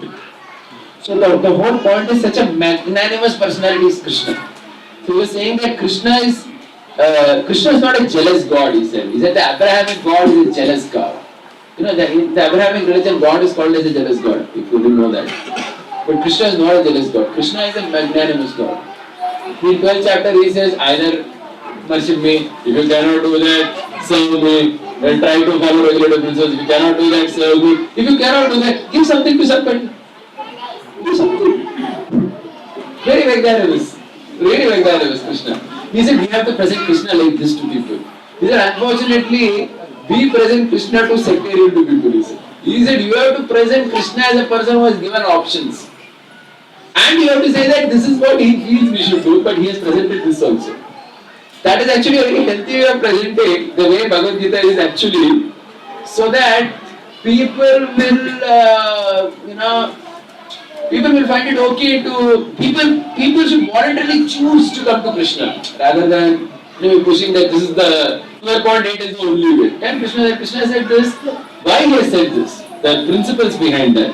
He was saying that Krishna should be presented as an all-attractive Vedantic concept. You understood, right? It is how Prabhupada, if you see, we have short of time, but there are many conversations of Prabhupada, how Prabhupada presents Krishna to a Westerner. Is your God not all beautiful? Is he not all wealthy? So all that together is what is called as Krishna. It's a concept of the personality of Godhead, the Vedantic concept of personality of Godhead, the Brahman, Paramatma, Bhagavan concept. How the Bhagavan concept is in unlimited incarnations. According to the mood of the devotee, there is an incarnation. So many incarnations are there, like unlimited streams. So he was saying that how Krishna had no relevance. He was quoting some very interesting letters of this. He was saying that Kanchi Shankara once he wrote a letter to Gandhi that why are you emphasizing ahimsa so much from Bhagavad Gita? That is not relevant to everybody. Only some people have to be ahimsa. Many people have to do ahimsa also. So you are not presenting, Kanchi Shankaracharya wrote to Gandhi, he was saying that you are not presenting Krishna in a relevant fashion. You are presenting Krishna in a very, very closed box. Saying that Krishna and Bhagavad Gita means ahimsa. Where is it so? This is Shankaracharya had written to him later. So he is saying similarly, Narada Yudhishthira, Samvad, he quoted this for a long time. He said that after the Rajasuya, when Narada comes to meet Yudhishthira, the only question he is asking is about Artha. He is asking about Mula Dhana. That means Mula Dhana means the basic property, the money possessed by the kingdom. He is saying, are you not using Mula Dhana, I hope, wasting that too much? That means the reserve money capital which is there, you are not supposed to spend that. So the whole dialogue is only about Artha and Dharma and how to properly synchronize. So he was saying that Narada was so relevant to Yudhishthira. He is a just coronated king. He is not coming and talking about some other stuff. He is coming and talking about the wealth in the kingdom, because that's the relevancy. That's what Yudhishthira needs to hear at that time. You think we have to be relevant to anybody who we access to. We have to know where he is and really talk at that level. See what happens, that's why, I have had this interesting conversation with Vyasacharya Prabhu also after this talk. There is the Bhagavad concept of a personality and there is the Mahabharata or the other concept of personality. Like for example, Prahlad Maharaj. We were hearing one talk or reading one lecture where in the Bhagavad it is said that Prahlad was not interested in economic development and all this stuff. It comes in the Bhagavata. That is the Bhagavad perspective, that is the Bhagavad perspective, that means Prahlad's role as a Bhagavata is highlighted over there, that he was not interested in Artha and all that. But Prahlad was a king and he had to be interested in Artha, otherwise by definition he couldn't have been a king at all. So that's why you have the other perspective of Prahlad also, where he had a king, he had a wife, he had 4 children and he ruled.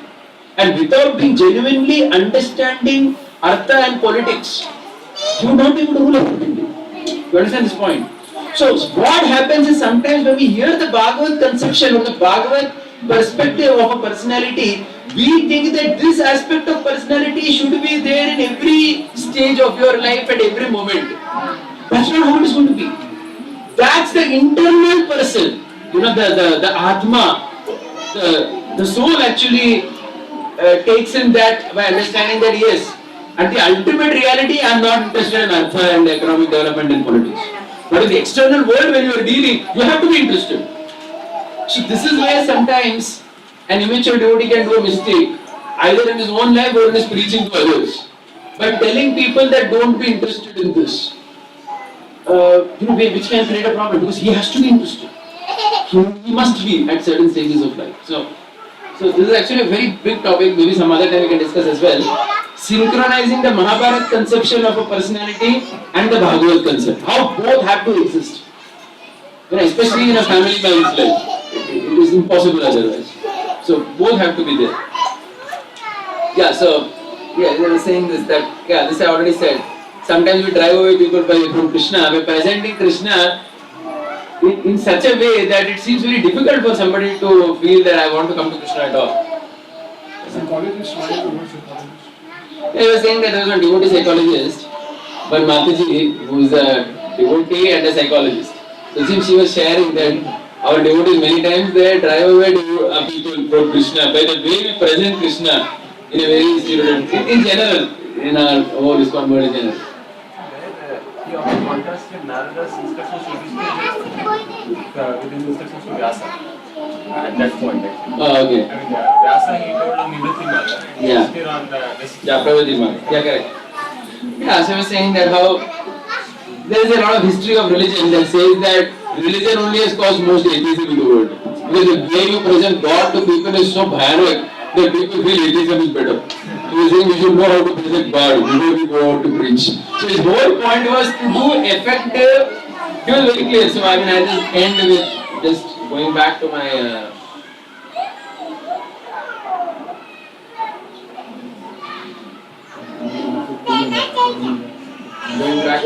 slide.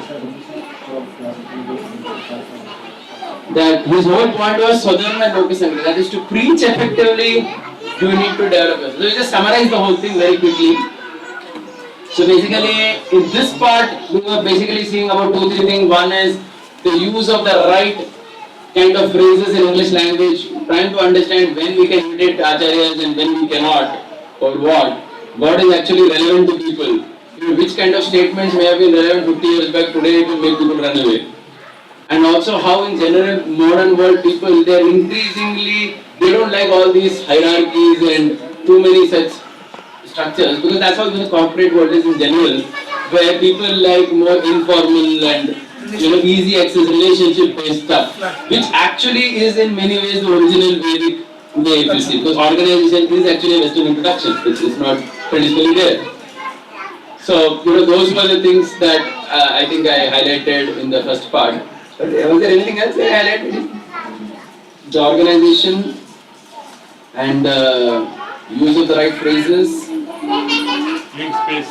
Yeah, giving space to people and not binding people by saying that and that person has to feel. Right? This is true with new people, even with devotees. Let's not bind people too much. So that was the first thing. Yeah. Yeah, that I think comes here. One goes. Family organization, huh? Yeah, correct. Then being relevant by reaching out to the world, Maharaj he mainly spoke on the perspective of Chaitanya Mahaprabhu, Prabhupada and himself. Maharaj spoke very from the Acharya's line perspective, how Mahaprabhu was relevant in his sannyas, in his preaching, in every stage. Love, care and being relevant. Understanding the other person's psychology before giving him Krishna consciousness. Prabhupada, so many examples he gave, whether it was Sally Agarwal or who were the other ladies in the moment. How he was actually very relevant at every point of time. So that was the real reason how he could access people. And if you're not relevant, you don't. And then Maharaj spoke of the current Western world, where people are actually looking for alternatives in so many places, which are all avenues where we cannot plug in with our stuff. And of course, Maharaj has appealed to all his disciples to help him in these two things. One is the book, The Journey Within, and also the website thing. So I think that mail will come later. And one Prabhu's talk was Loka Sangha, which is again preaching only, reaching out to the world. But his perspective was main from the perspective that to reach out to the world is certainly very important, but for that you have to develop yourself. That is Swadharma. And Swadharma means two things: develop your talents well and have strong roots in your own family structure. When you do that, then with all our philosophy and with the right attitude of wanting to give yourself to others, you will be able to Loka Sangha. Otherwise, we tend to create some mess and some. I think we should end. Which, the way we are preaching, So these were all 3 different lectures that I heard. It is just that I tried to form my own so-called thread with that. Yeah. when we are trying to implement these things, generally the opposition comes because the way the preaching has been going on has been more mainly, like the Christian preaching, that this is the way. Yeah. So Even for demigods, like when Yeah, Krishna correct. is saying that Sarvadharman Paritijya, or Krishna is saying that yeah. Alpamedasam, whoever goes to demigods. So our take or what we have been hearing in the past has been always like, means Krishna Eka Sharanam. Nowhere else one has to go. And again, one perspective, Bhagavad perspective. Now when we are bringing this other perspective, So we are not deviating from that point that Krishna is Sharanam or any of that. That is always there only. That is certainly there, but it is just the understanding of how you access people. So even this demigod thing, we can put off people in so many ways, I mean, we can do so many stupid things to make people angry. We all remember what we have done in our homes with our family and with so many people. Very immaturely we have dealt with this whole thing. basically that means And at the end of the day, today what? We go to the Devata temples also. Because Chaitanya Prabhu went. He went to Chaitanya He went to Kartikeya temple, Durga temple, Shiva temple. Very important temple he went. He paid obeisance. And that's what we are doing. And we can just continue to do that. And that's what we have always been doing even before what were we doing? To do it then. Just that now we have understood where our ultimate center lies or whatever. Yeah, go ahead. Yes, I was just saying that it really needs deep compassion actually to Yes. be able to come to this maturity, that to be able to balance the things so that our goal remains as Krishna consciousness, but then we do the things in such a way that it does not break the society. Yeah. It does not come as a fanatic approach. Yes. It does not come as a Christian Perfect. kind of mentality. Perfect. So Yeah, it takes a lot of maturity. Yes, certainly. In fact, I heard from Gaurang or someone that in Vada, when all these yogi groups and all come, this is only Maharaj addresses them.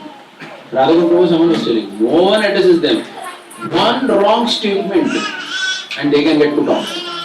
Why did you say this? I mean, all said and done, we all don't know how to be so careful and refined in our speech, but Maharaj is. So he says, whenever any Western crowd comes, only Maharaj addresses them.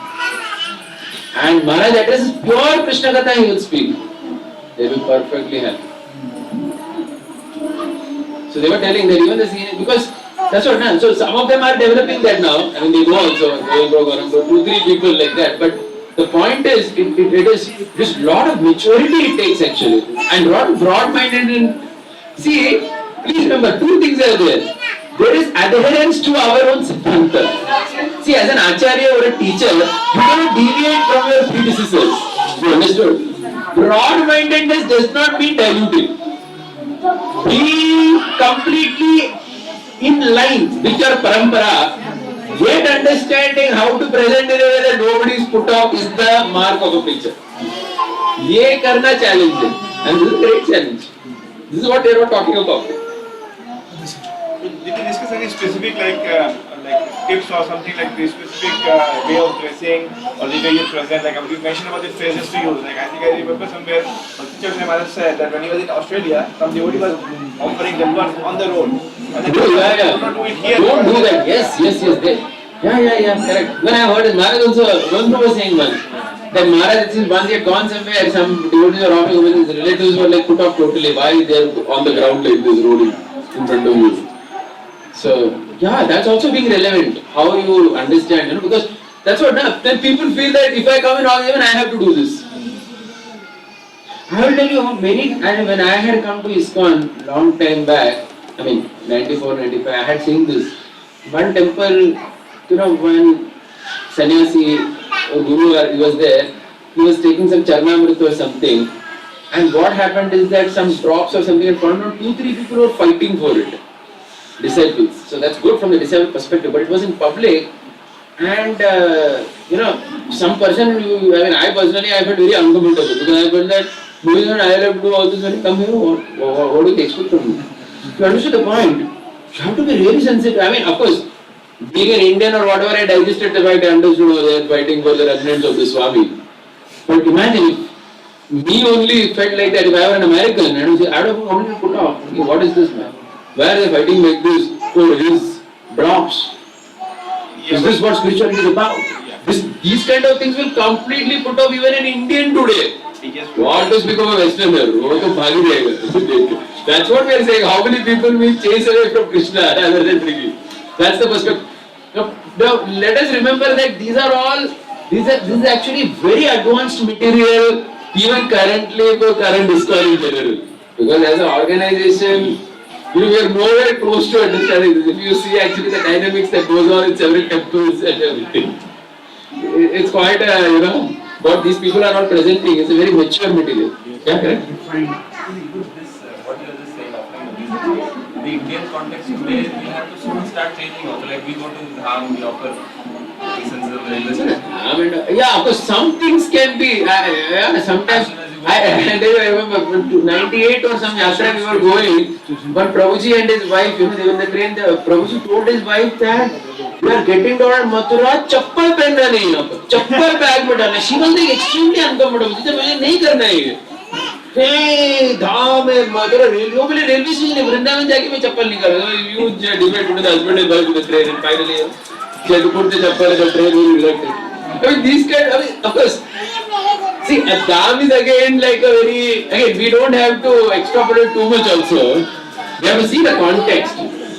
Of course, we have to offer obeisance. If you are sitting in Vrindavan temple, Krishna Balaram, your Guru comes and you can. Why not? Everybody is doing all that. There, everyone understands. But if you are in New York airport, and Radha Swami is walking and you are there, and you fall flat like that, and perhaps many other people know him, then it's even more complex. They will wonder what are these guys up to. They don't understand.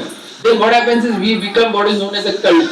That means outside the mainstream society. And then the mainstream doesn't take you seriously. That's what these people are talking about. How would you go to a Bangalore temple? Like New York, maybe they would understand, but in Bangalore itself, like because I personally remember, parents came, there's a huge crowd, and then we were offering opportunities for kirtan. So like now Bangalore has become different. My question is like, yes, there's US part of it, and there's another like modern westernized Indian city. Yeah, certainly.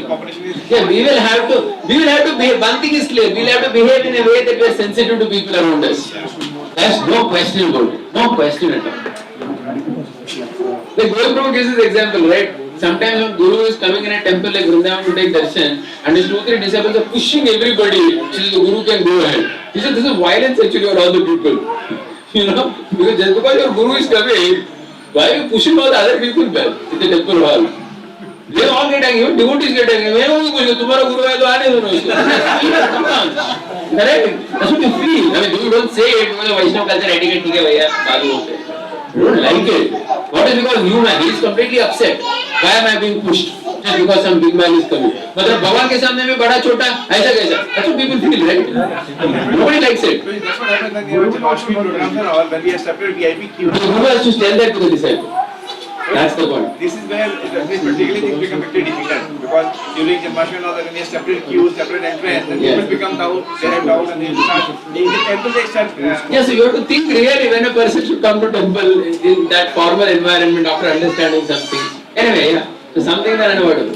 Yeah, okay. Any Mataji's have I think that's I think we stop. Thank you very much. Hare Krishna. Shri Prabhupada ki jai. Gaur Bhakta ki jai. Thank you, Prabhupada.